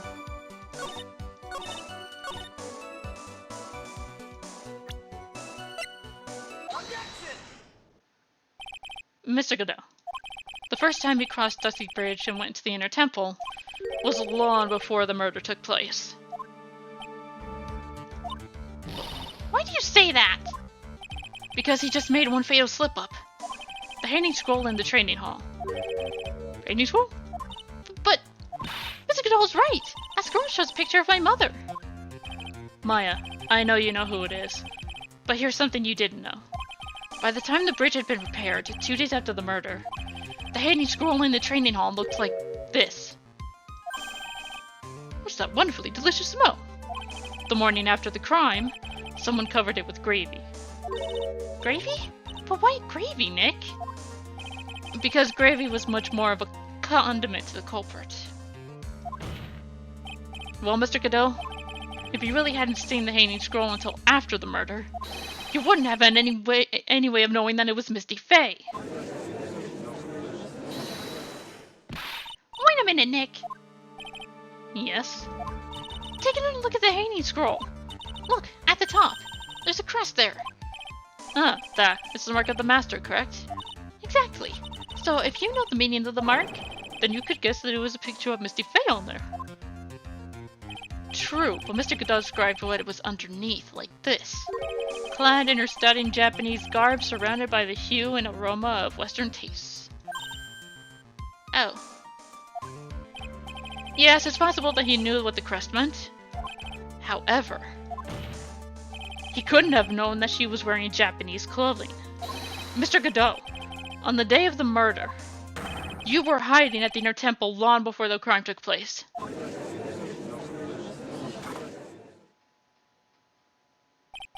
Can I ask you just one little thing, Trite? What is it? This whole theory of yours. It all rests on a certain assumption. that I knew beforehand that a crime was going to be committed. That's right. Otherwise, there's no reason for him to sneak onto the crime scene. Of course Mr. Godot knew about the plan. Huh? What did you say? It's really possible that another person knew of the plan.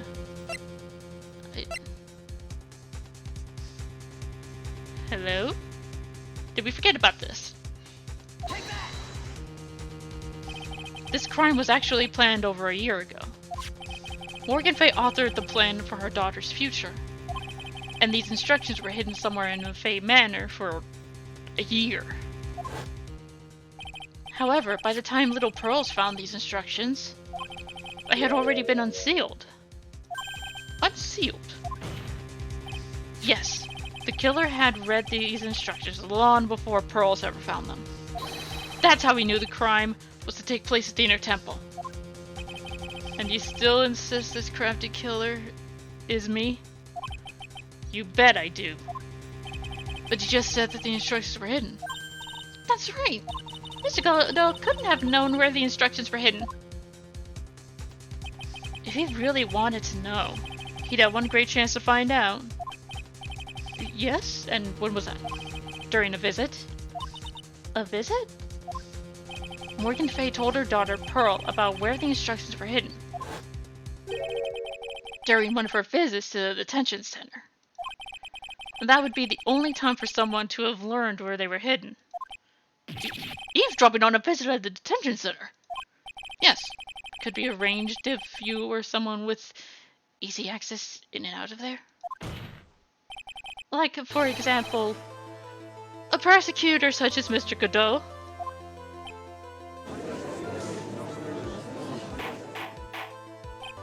Order! Order! Order! Mr. Godot, you're under fire again! This murder could not have been carried out without prior knowledge. And you were the only one that could have acquired this information before the murder.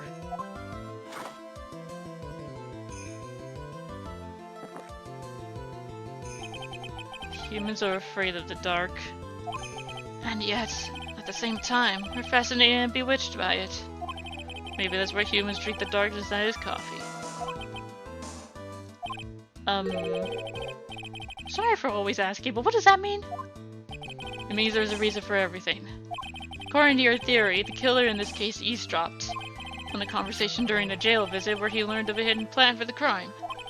After discovering the plans, he hid in the Inner Temple and waited for the crime to occur. Then he ultimately took a person's life. And he did all that just to protect this witness? That's right. If you're accusing me of this crime, I have to ask you, why would I do this? This girl's nothing but a stranger to me. I've got no reason to go through that kind of trouble to protect her.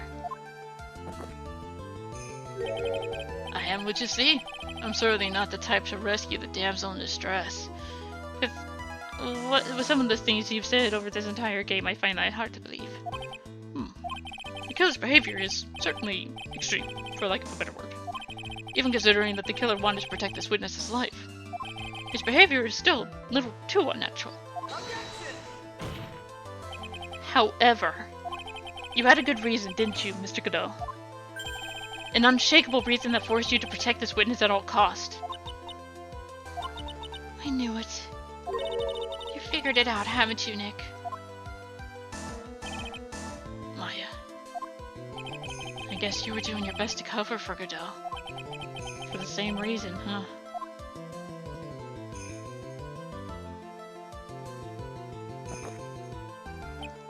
Okay, tried. I'm all ears. Let's hear it. It's very simple. Maya Fey is a lot more than just a stranger to you. What's this? There's one person who lies at the very center of this whole story. One person that ties you and Mia Fey together inextricably. I think I said that name right, but... Hello, your girlfriend. There's a very good reason why Maya Fey's life is so precious to you.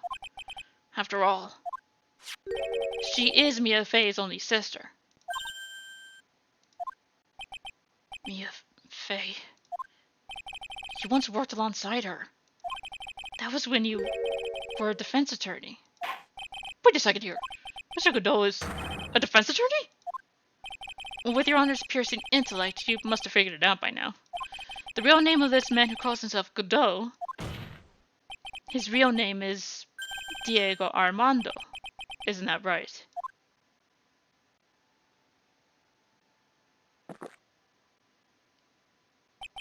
The last time someone called me by that name was over 6 years ago.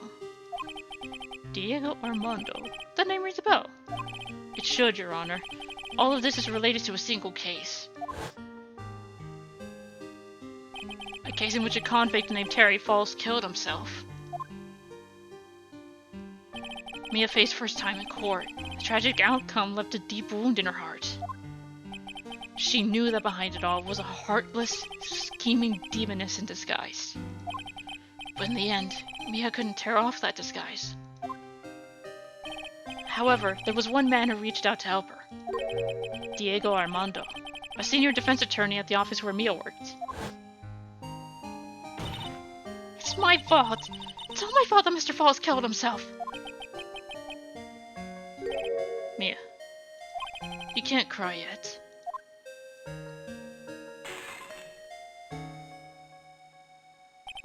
The only time a lawyer can cry is when it's all over.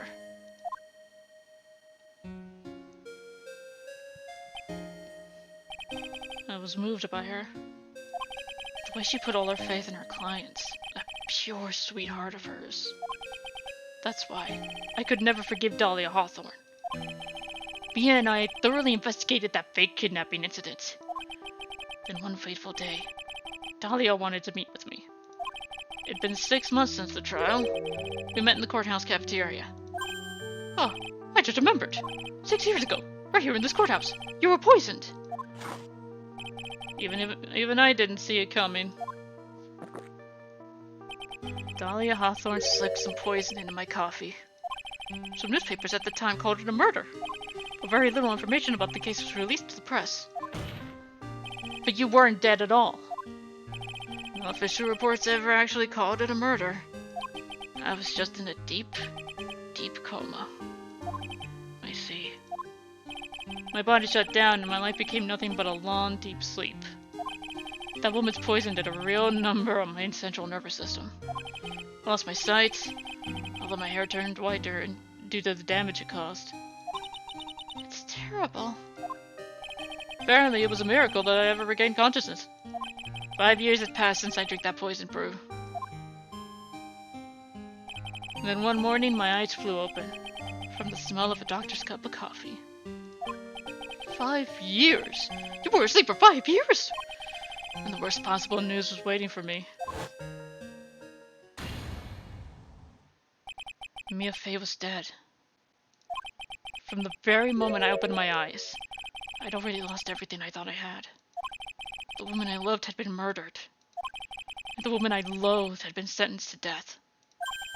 The woman you loathed? The woman who had spiked my scalding hot coffee. Dahlia Hawthorne.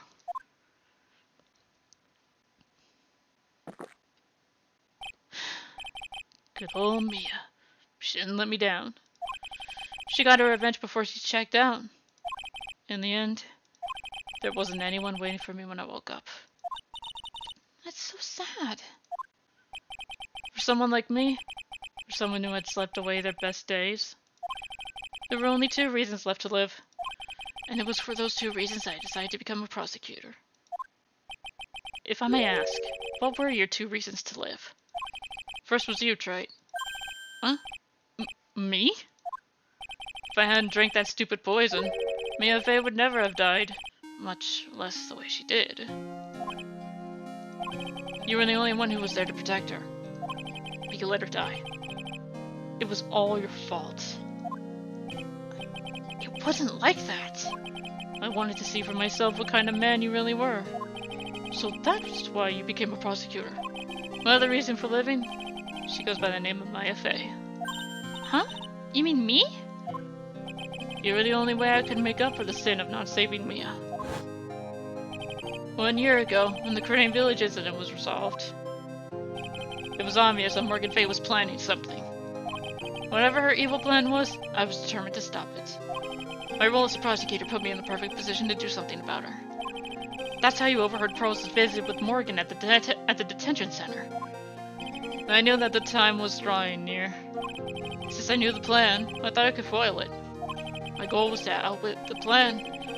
I thought if I could do that, I could keep that girl from being caught up in it. That makes sense. If Pearls had known that the actual purpose of the plan was to kill Maya, she never would have helped out. Finally, the day of the plan was drawing near. I contacted both my accomplices. Accomplices? Iris of Hazakura Temple, and Misty Fay. I especially needed the help of Iris. She was to take the fall on my backup plan in case we couldn't control Pearl Fay. But how did you contact my mother? She'd been missing for almost 20 years. Officially, yes. What do you mean, officially?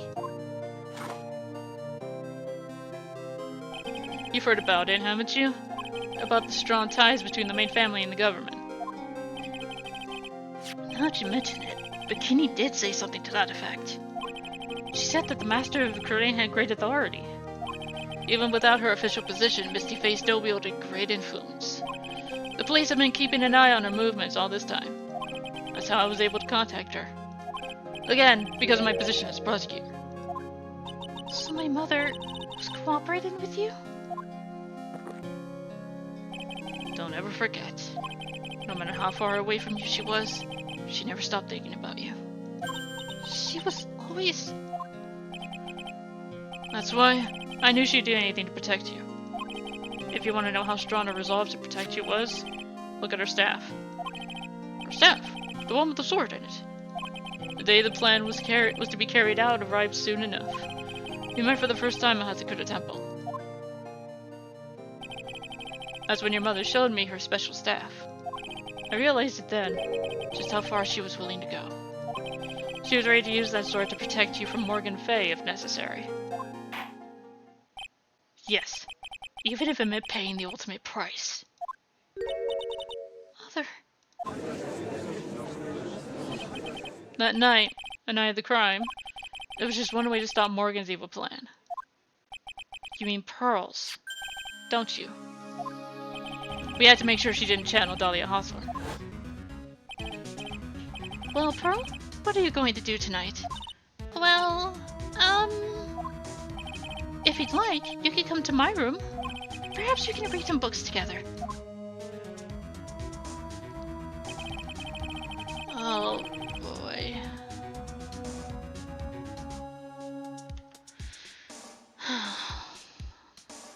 We thought we could prevent her from playing her part in Morgan's plan. But... she never showed up. She was worried and followed me to the inner temple. That was the thing we were most afraid of. And that's why Misty Fay had to do the channeling herself. She channeled Dahlia Hawthorne into her own body. What do you mean? If she channeled the spirit first, then Pearls wouldn't be able to do it herself. As Master of Crane, Misty Fay's power was supreme. So that's how it went down. She channeled Dahlia Hawthorne so that Pearl Fay wouldn't be able to.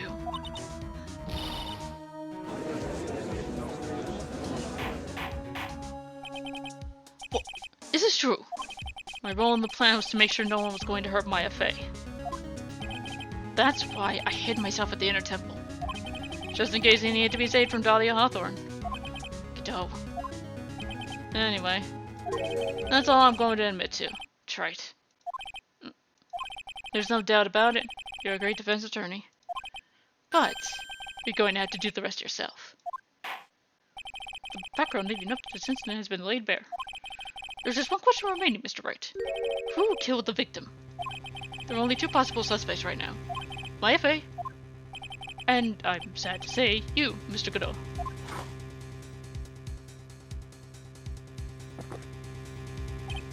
Well, that's right. If you're the real deal, Then finish this scene once and for all. Show us beyond a shadow of a doubt that you can finish this on your own. No, Nick, please don't. Maya. I heard the whole thing from my sister in the medical office. That's why. I have to protect Mr. Godot. I can't do it. I can't testify against him. After all, he's the man who put his life on the line to protect Mia. And me too. Maya, I know that. Nick. But even so, it doesn't absolve him of his crime. Please, Maya, testify. Miss Faye, your testimony, please. This is the final testimony. Don't bother trying to hide anything, because I'll know. I want to hear the truth from your own lips. I understand. I'm sure you're right. I'm ready now, Nick. Alright, young lady. Tell us about the moments before you lost consciousness. What exactly happened at the time of the murder?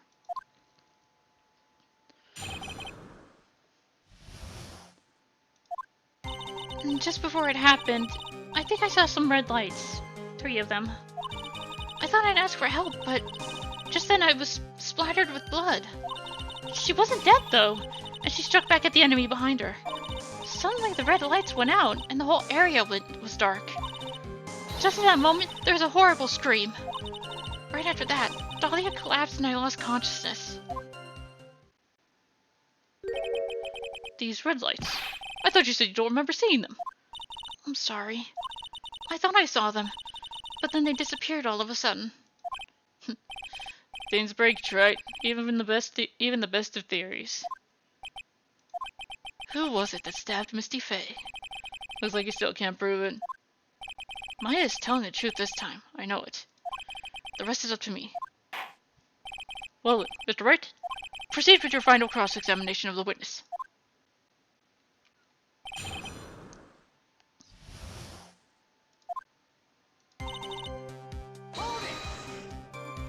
Light shining in the dark. I don't think you could make a mistake about that. Yeah, you're right. I think I saw them, but I can't say for certain. And I can't tell you for sure they were coming from Mr. Godot's mask either. I don't get the feeling she's covering for him anymore, but...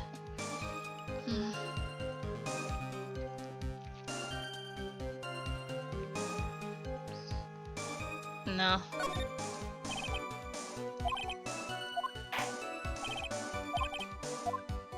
There's...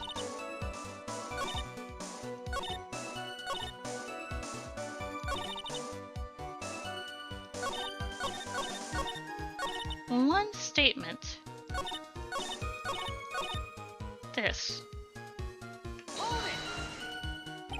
What do you mean by just at that moment? Do you mean the moment when the red lights went out? Yes, that's right. The scream that you heard then, was it Dahlia Hawthorne? I don't think so. I'm pretty sure it was a man's voice. Whoa! So that scream came from the killer? That's gotta be it. I think Dahlia Hawthorne must have taken the blade and attacked the killer with it. And then the killer let out a scream of pain, After that, the killer stole the blade back and delivered the final blow, I guess.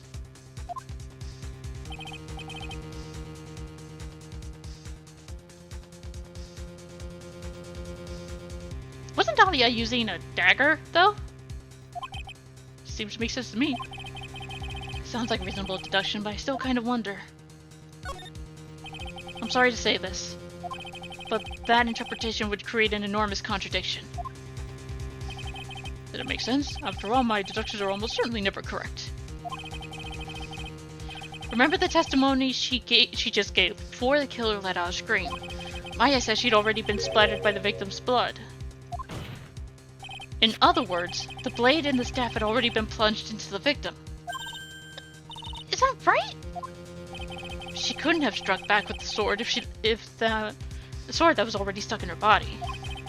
The weapon that caused the killer to let out a scream must have been something other than the staff.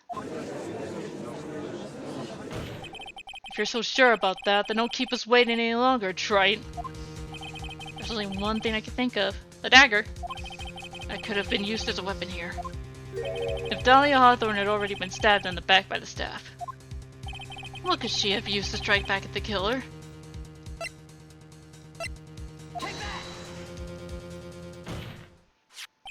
Naturally, the dagger should killer brought to the scene of the crime. Oh, that's right. I forgot about that. This dagger was found at the crime scene, stuck into a pine tree. Yes, the detective found that this morning and brought it to me. Dahlia Hawthorne struck back at the killer with this. And she managed to wound him as well. Objection! Just because he let out a scream doesn't mean that he was wounded. For all we know, the blood on the dagger could have been from the victim. Have you forgotten that the blood has already been tested? Since we learned that it wasn't the victim's blood, it must be the killer's blood. The killer must have a wound somewhere on his body.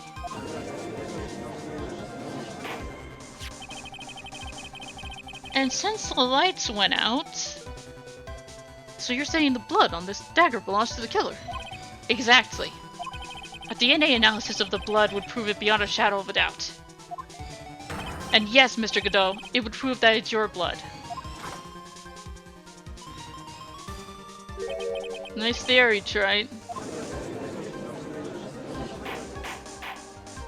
Order in the court. Is this the end? Have I done it? Even he won't be able to change the result of a scientific test.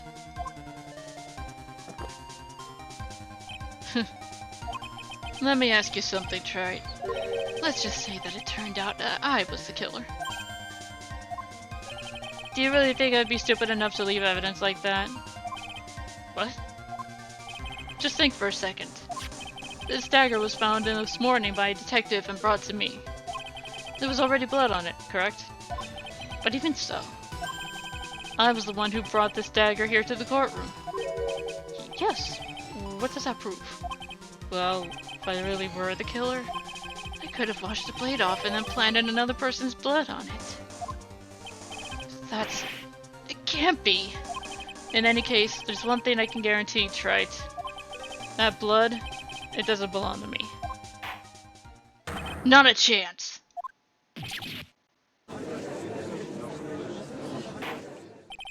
In any event, it seems to be established that the killer was wounded. Alright then, witness, continue your testimony. Wait a minute. What's the problem? I know I probably shouldn't say this, but there's a big contradiction in Nick's explanation. Maya! This dagger, you said that it wounded the killer. That's right. But, if his Godot had really been cut with the dagger, his clothes should be bloody or have a rip in them, right?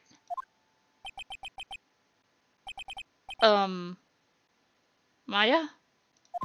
Maybe he just changed his clothes? Let's solve that contradiction pretty easily. What are you talking about? It's not that simple at all. Remember back to the day of the murder. Everyone that was on the inner temple side got trapped there. Oh, that's right. And once the bridge was fixed and the police headed for the inner temple, Mr. Godot was already there waiting for them. He never had a chance to change his clothes.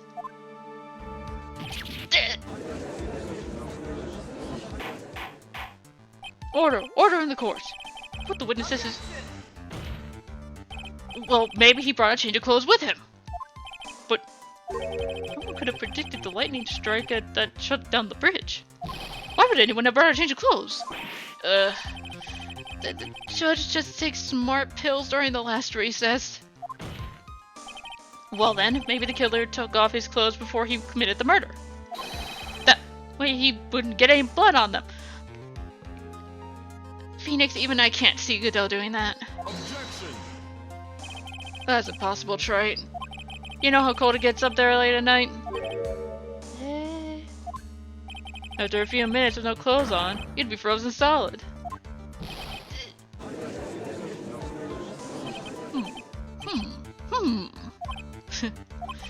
So that's all you've got.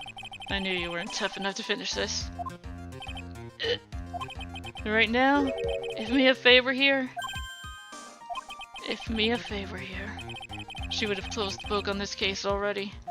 If me a favor here. So come on, Trite. Can you do it or not? How about it, Mr. Wright? You've accused Mr. Godot of being the killer. But can you prove it? Have you got even one piece of evidence? The lights went out. So... Oh, but where did he get a new mask? Unless... The question isn't whether I can prove it or not. The fact is, I have to prove it. That's the only choice I have. I was taught that it's one of the rules of being a lawyer.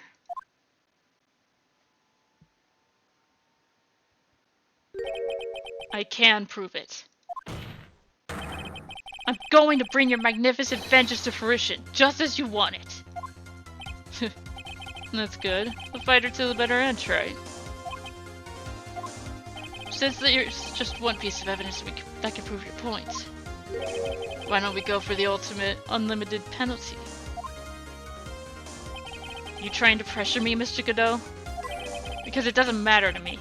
I've got the one piece of evidence I need. Give me a break. You've got nothing, Trite. So what do I do at a time like this? It's simple. I've got to think outside the box and approach this from a different angle. Alright then, Mr. Wright. Let's hear what you've got. There's one thing I've demonstrated in this previous cross-examination. The killer was wounded. That was proven by the blood on the dagger. But we decided it was impossible for him to have hidden such a wound. If he had been cut by a dagger, there should have been a bloodstain on his clothing. There's one place the killer could have hidden his wound. What did you say? Hidden? This is it. My last stand. I need to think about this from a different angle. I don't need to think about why there were no bloodstains on his clothing. I just need to show how he hid the wound. It's the end of the line. Final stop, Trite. Let's hear what you've got. Where's the location where you say the killer hid his wound?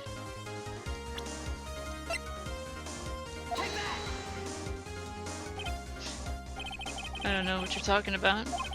And frankly, I don't need to know. But what I do know is that you'll never be half the lawyer she was. Isn't that right, Trite?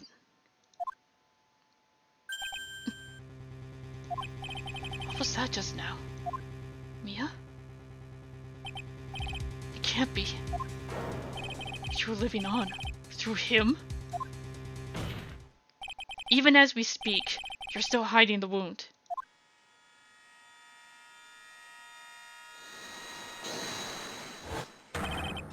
It's beneath your mask. During the fight, the red lights given off by the killer suddenly disappeared. Seconds later, the killer let out a scream. That's right, your mask went flying off your face. Mr. Godot, would you mind removing your mask? If you have a dagger wound under there somewhere, then I'd say this whole case is solved.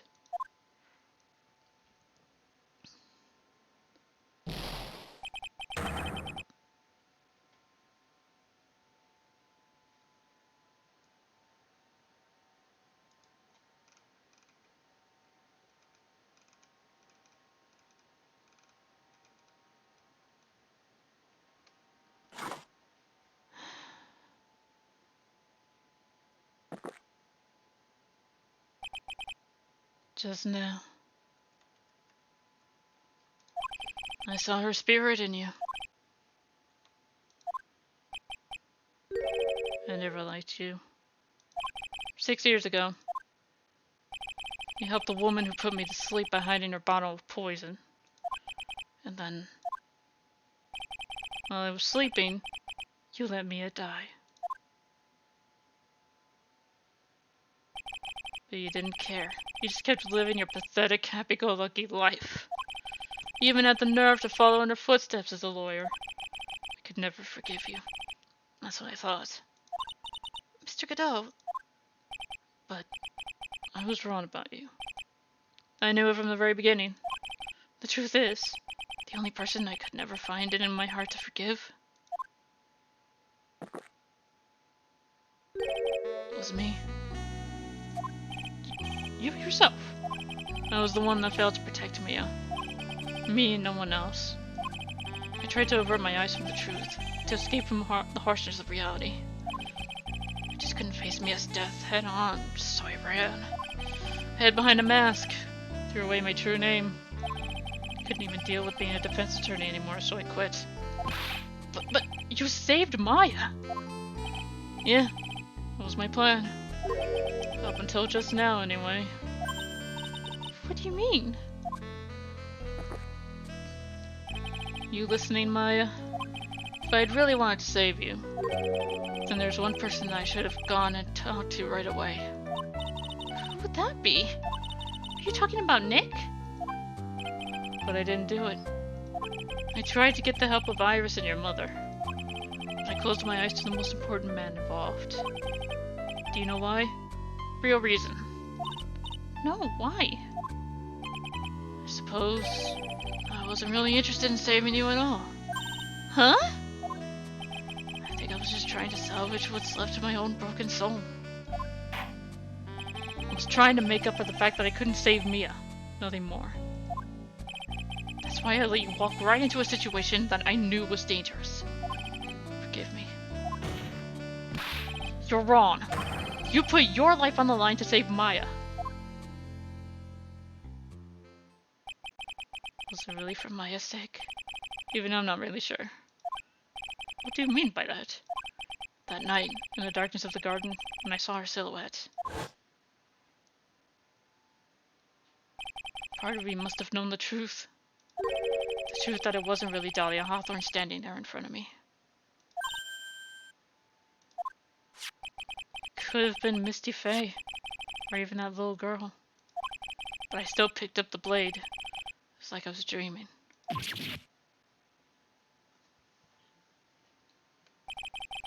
I'm not sure exactly what's going on in my mind at that point. Was I really motivated by the pure desire to protect Maya Faye? Or was it something else?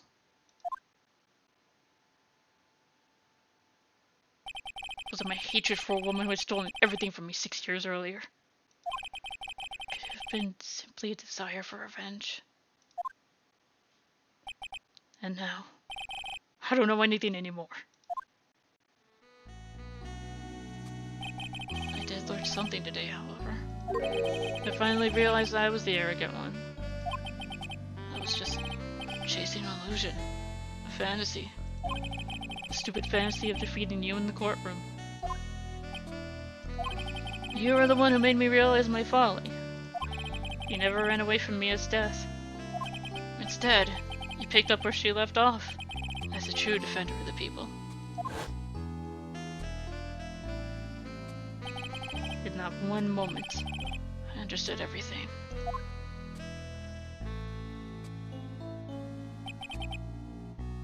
Mr. Godot.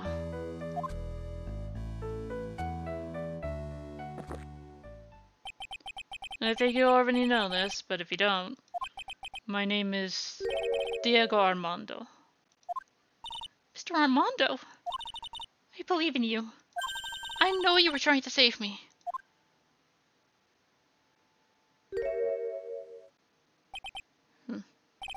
Thanks. Your wound! It's bleeding! Did you forget already? In my world, the color red doesn't exist. These must be my tears. Tears. Ever since I woke up from my coma, I think I've been waiting for this very moment. Mr. Armando! You do well to remember this, Maya. The only time a lawyer can cry was when it's all over.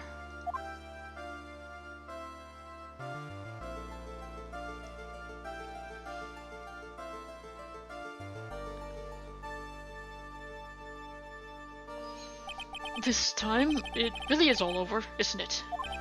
Defendant. Yes, Your Honor? Although you weren't directly involved in the murder, The tampering with the body and the crime scene is a serious offense in itself. I understand, Your Honor. Mr. Armando explained that to me very carefully.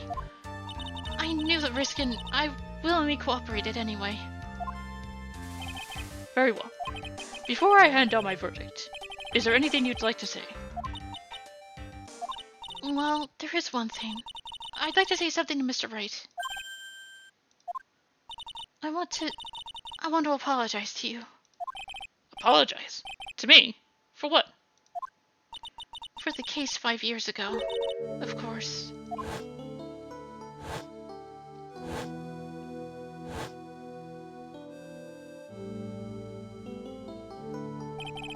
I just remembered. Weren't you poisoned by your own lover? Not exactly, but yeah, something like that. Even now, 5 years later, I can hardly believe it. She was going to do it. She was planning to kill me. It's not all that surprising. The two of you hardly knew each other. What do you mean? You and my sister. You only met twice. Eh? We only met twice? The first time you met was on that fateful day. The day she poisoned Mr. Armando in the cafeteria of this very courthouse. The next time you met her was 8 months later. You met her again on the days that she stole your cold medicine. And Doug Swallow was killed. No way! It can't be true. I mean, during our whole relationship, we were... For those 8 months, the woman that she thought was Dahlia Hawthorne wasn't actually my sister. It wasn't Dahlia? I hope one day you can forgive me. Feeny. You mean... That's right. I lied to you. For 8 months. Why? Why would you do such a thing? Ever since she gave you the bottle that day, my sister was trying to get it back as soon as she possibly could. Because of the police investigation and their surveillance, she couldn't move about freely. So that's why you... My sister, from the beginning, she was prepared for the worst. Prepared for the worst? She thought that you might somehow discover the truth. That's why she was always ready to deal with you at a moment's notice. You mean she was ready to kill me, don't you? She already had so much to answer for. I didn't want any more sins on her soul. I begged her not to do it, and she agreed to give me a chance. And that's why you came to me? You came to get the bottle pendant from me in her place. But I couldn't get you to give it back. I failed at something even as simple as that. 8 months passed and I still couldn't get it back from you. Finally, my sister couldn't wait any longer. She didn't console me about her plans for you that day. It was the first time that had ever happened. That was a bit strange, wasn't it? Up until that day, you two were partners in crime and she would confer to you. I think she must have noticed. Noticed what? My feelings for you. If I had found out what she was planning to kill you, I would have done whatever was necessary to stop her. Even if it meant her life. Or mine. Iris. After spending those 8 months by your side, my feelings towards you, they changed. I have something to say to you too. Yes? You really are the person I always thought you were. Even after Dahlia Hawthorne was found guilty, I still believed in you.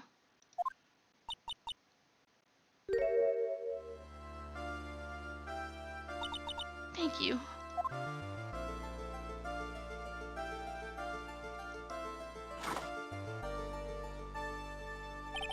How many cups of darkness have I drank over the years? Even I don't know. I'll tell you though, right now, this one here is the greatest cup I think I've ever had. Don't you think so? Phoenix Wright?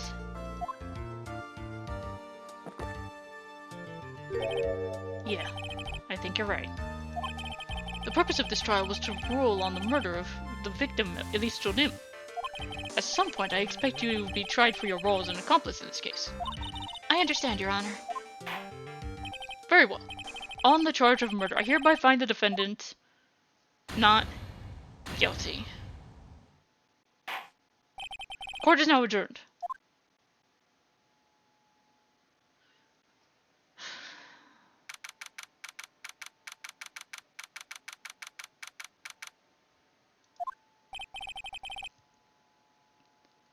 So I guess it's all over. The way everything ended. Was justice really served? The man who risked his life to save Maya is being sent to prison by my own hand. Of course justice was served. Mia! I'm proud of you, Phoenix. Your defense was truly brilliant. But I couldn't save Mr. Armando. The man who cared so deeply for you. You're wrong, Phoenix. You did save Diego. You saved him in the only way possible. You mean with that verdict? I think one day you'll understand too. Phoenix, I want you to remember one thing. You were as good out there today as any defense attorney could ever hope to be. There's nothing more you can learn from me. Mia! You've accomplished something I wasn't able to. I owe you a great deal. Thank you. Mia. I'm sure we'll meet again. Someday. Phoenix.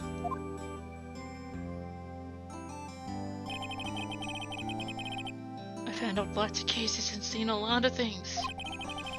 Along this journey, I find myself asking just one question. What does it really mean to defend someone? I suppose today's case produced the one possible answer. Nick? Maya. I guess it's just like my sis said.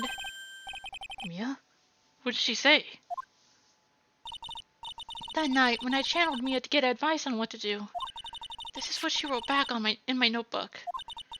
Don't worry, Phoenix will save everyone in the end. But... Come on, cut it out with that gloomy face. Can't you see? Me, sis, and I'm sure Iris too. We owe you for everything you've done for us, Nick.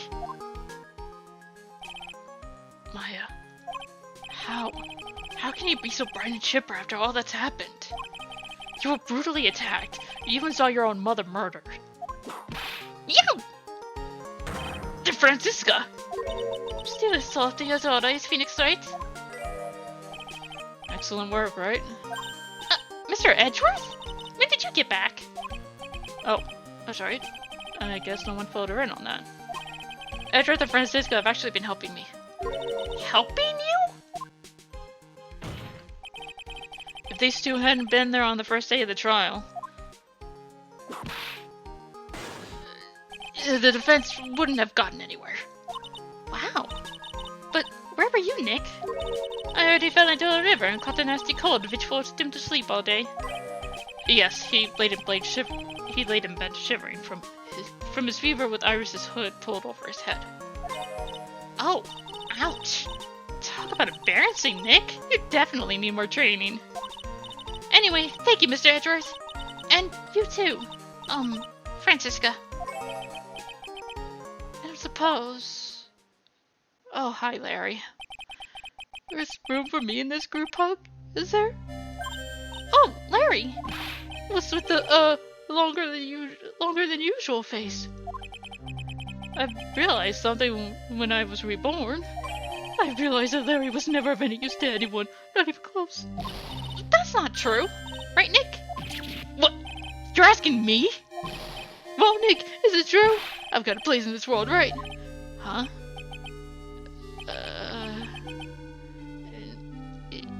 Yeah, of course.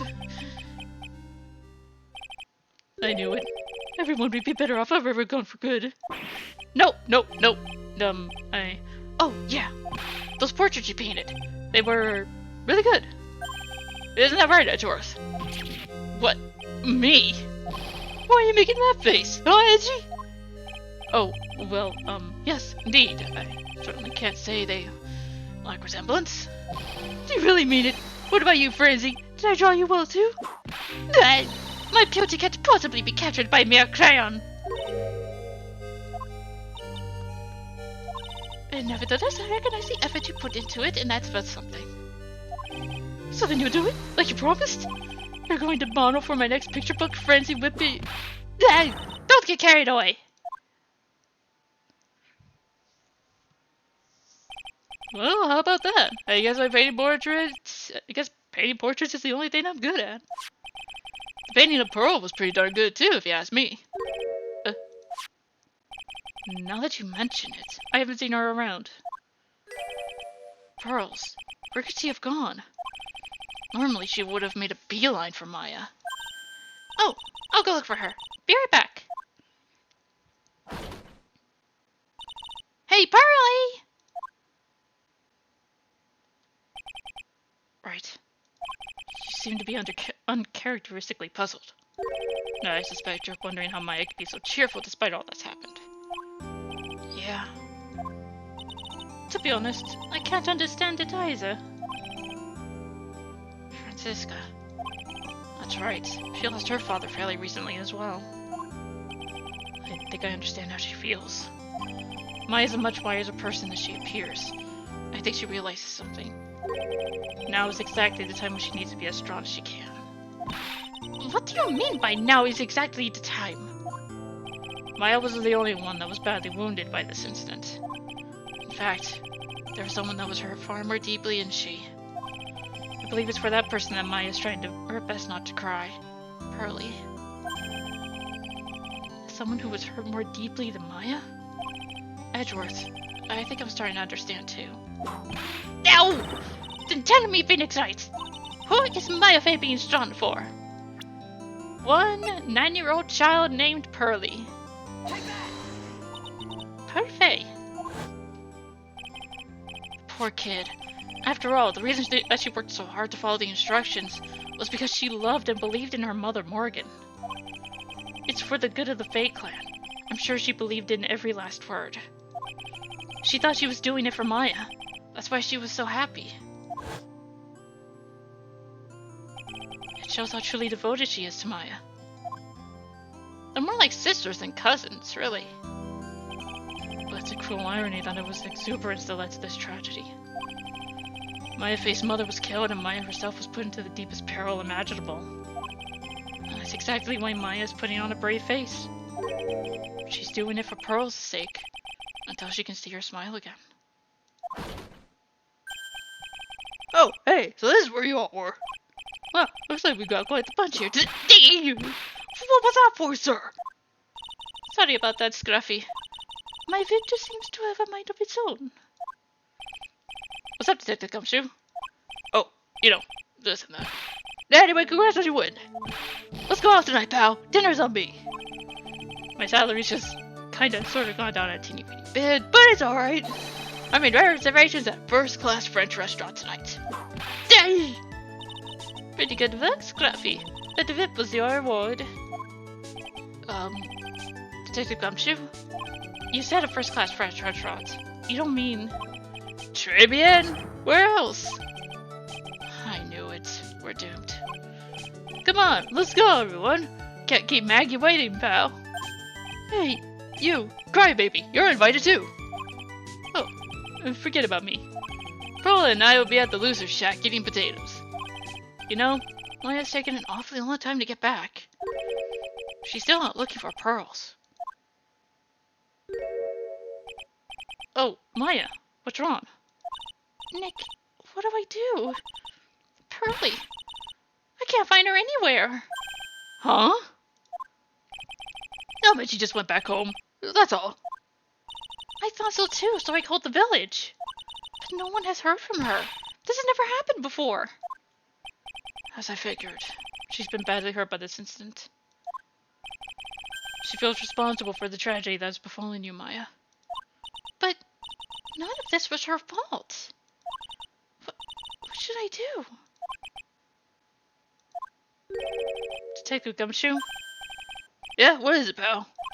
Could you guys go on ahead? But what about you? Maya and I will... We'll join you guys once we find pearls. Nick! Don't worry about us, Detective Gumshoe. We may be a little late, but we'll definitely be there. We have a lot of celebrating to do tonight, and I wouldn't miss it for the world. Yeah, but you're the... Anyway, Phoenix Wright, go on ahead. Don't keep us waiting, right? We won't.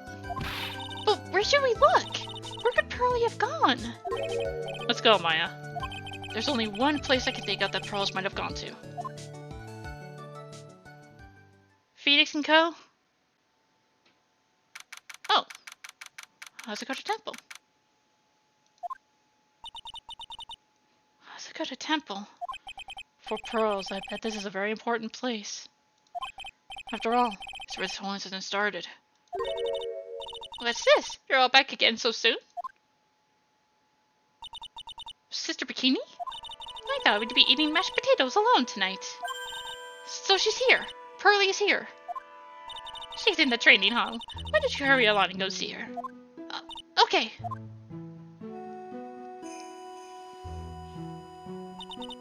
Pearly's not here. Maya, the hanging scroll. Someone cleaned it off. It's gotta be pearls. Mystic Maya! Pearly! Why? Why did you just leave like that? Mystic Maya. Oh, Pearl. I swore that I would never trouble the two of you ever again. Because it's all my fault that Mystic Maya's mother. That's why you came here?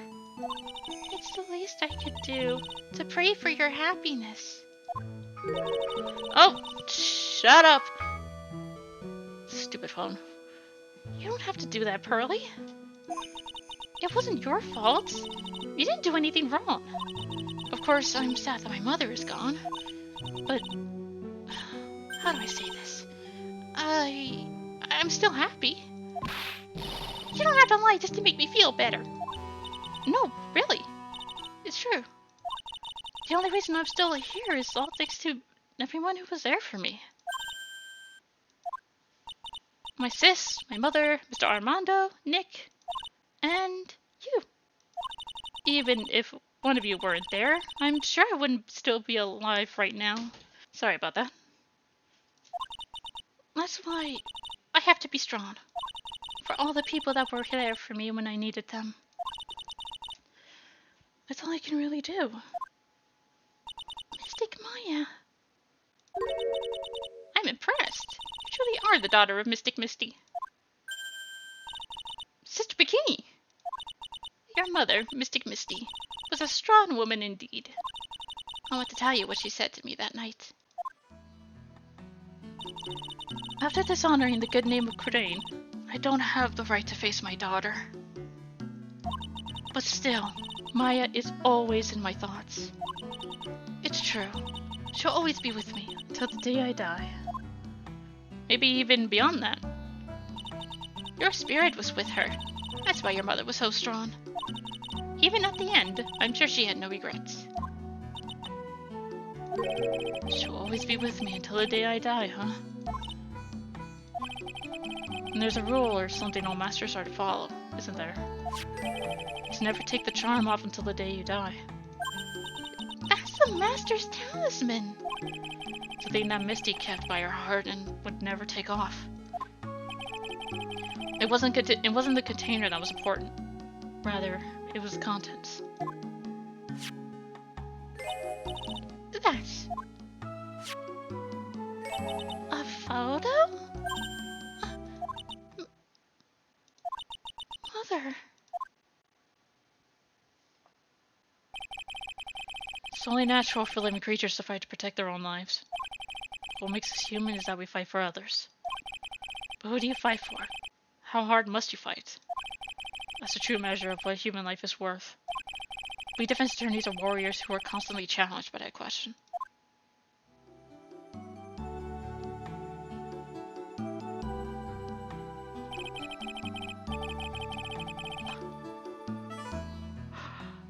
Oh! They broke it first. Even when the battle is over and the bonds that connect us are severed, we always return time and time again. Mia, Maya, Pearls, Mr. Armando, and Maya's mother too. I learned that from all of them.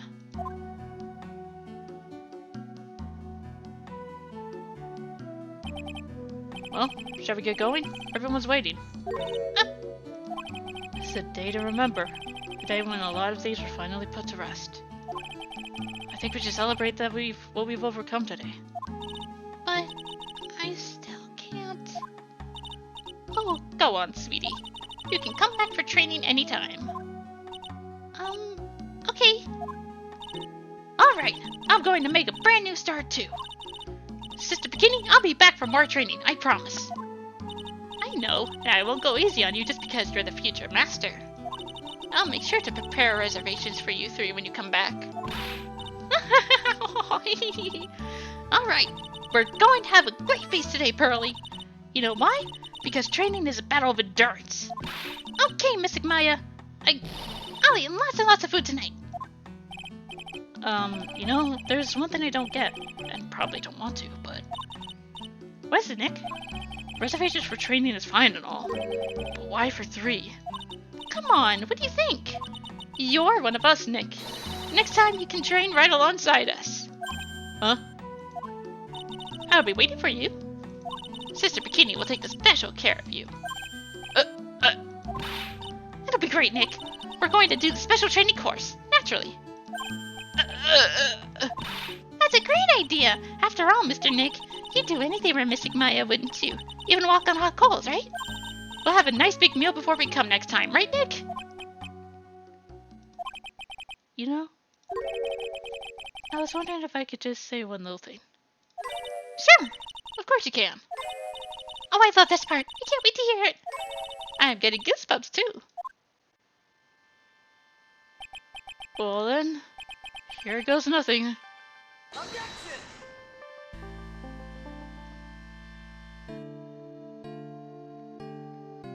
That's it. We've beaten the trilogy. I really have to work extra hard now. Master Crane and office manager of Wright and Cole offices. And I have to be a good big sister to Pearly and Nick too. Well, as long as I'm not locked up or captured or something like that.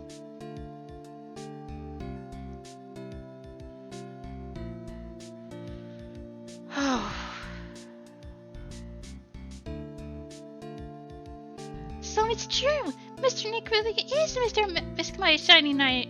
He went through with the special course all the way to the end. Actually, I heard there's a legendary extra special ultra course here too. I think I'll surprise the two of them by making them a secret reservation. This... Oh my god. This whole...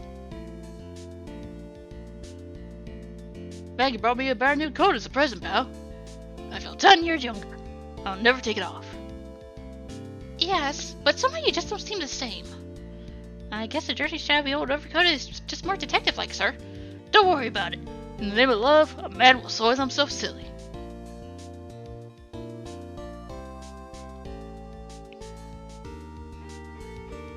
This... Mr. Wright, I'm once again in your debt. Thanks to you, the Treasure of Crane exhibit was a great success. I even got to see Miss Von Karma, who I hadn't seen for almost a year. She taught me how to use a whip, and said that I must show you what I've learned.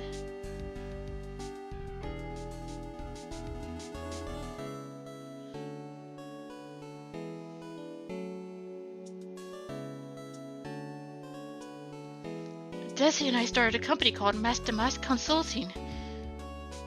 We're dedicated to stopping the evil plans of all criminals in the city. Our motto is "Cut it out, please." Pretty cute, huh? Well, we also sell plans to the criminals as kind of side hustle. Wonder if that's okay. Sometimes I think maybe we're doors criminals.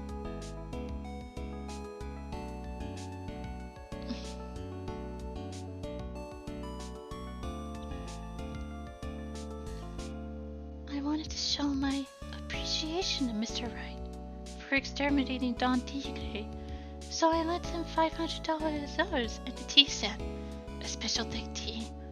Once I mixed with my own two hands. I bet he's drinking it now. Win through compromise. I'm trying to keep myself from like full on bawling because I was close to crying during the end there. I'm just an old and in the way, a regular grumpy clown-nosed waste of flesh. At least that's what I thought. But my grandkids had a birthday party for me the other day. Talk about embarrassing. 69 years old and I cried like a baby with a dirty diaper.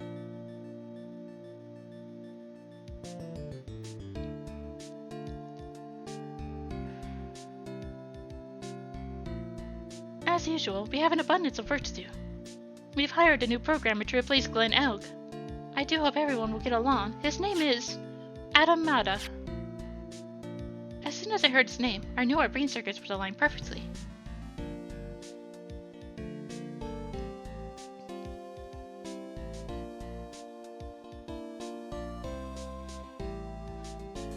My. More reporters. Since the murder, we've made so much money, I hardly know what to do. I think the magazines like us because it provides such a nice visual, especially in spring. I can hardly wait for Iris to come back.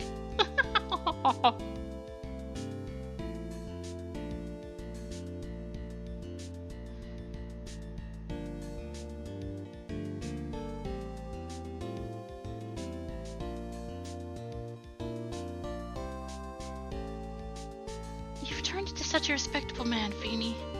It was so sweet of you and everyone else to come and visit me here the other day. Of course, I was happy that you constantly had your eyes on me, but I felt kind of bad when the little one slapped you so hard you got a nosebleed. That's just Pearly. Objection!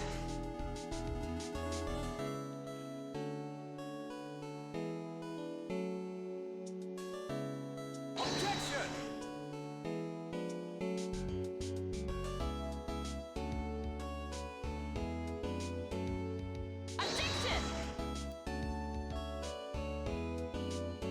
So now we get to know who shouts objection and all that stuff.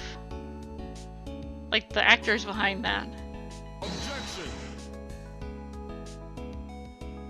Mr. Wilson, you had a very deep voice. I could not even begin to try and emulate it. Objection!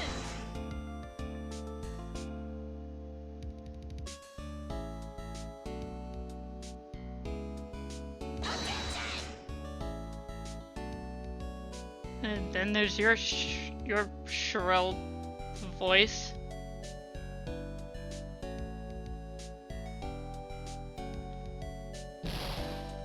What's this? I'm back from a long, tiring vacation. Is someone here to greet me?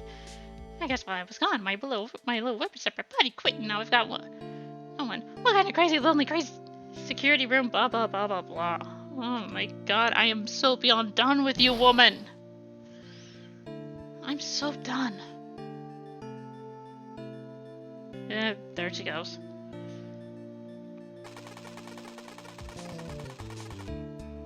She's the only character that really truly annoys me.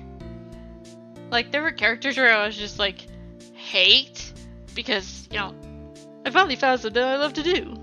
Franzic's whippity whip trip is gonna turn the art world on its head. Should have realized it sooner. Self-centered, lazy, antisocial. I'm an artist. A really good portrait artist. I'm not a loser after all. Well, debatable. Look, this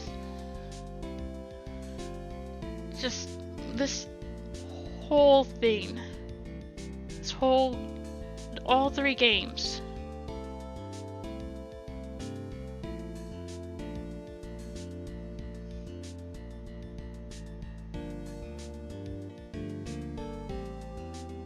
I really enjoyed it. I really did.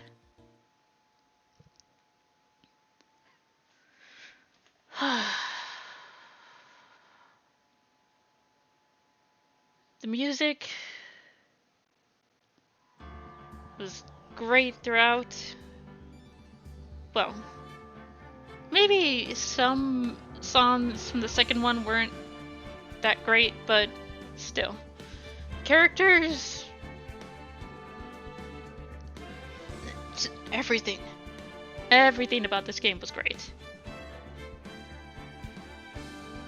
Glad I'm finally done with it. Honestly, kinda surprised I'm done with it. Figured it would have gone on longer. Well, whatever. Hope you enjoyed the playthrough. I'll see you guys in the next one. Till then, I'm signing off. Bye-bye.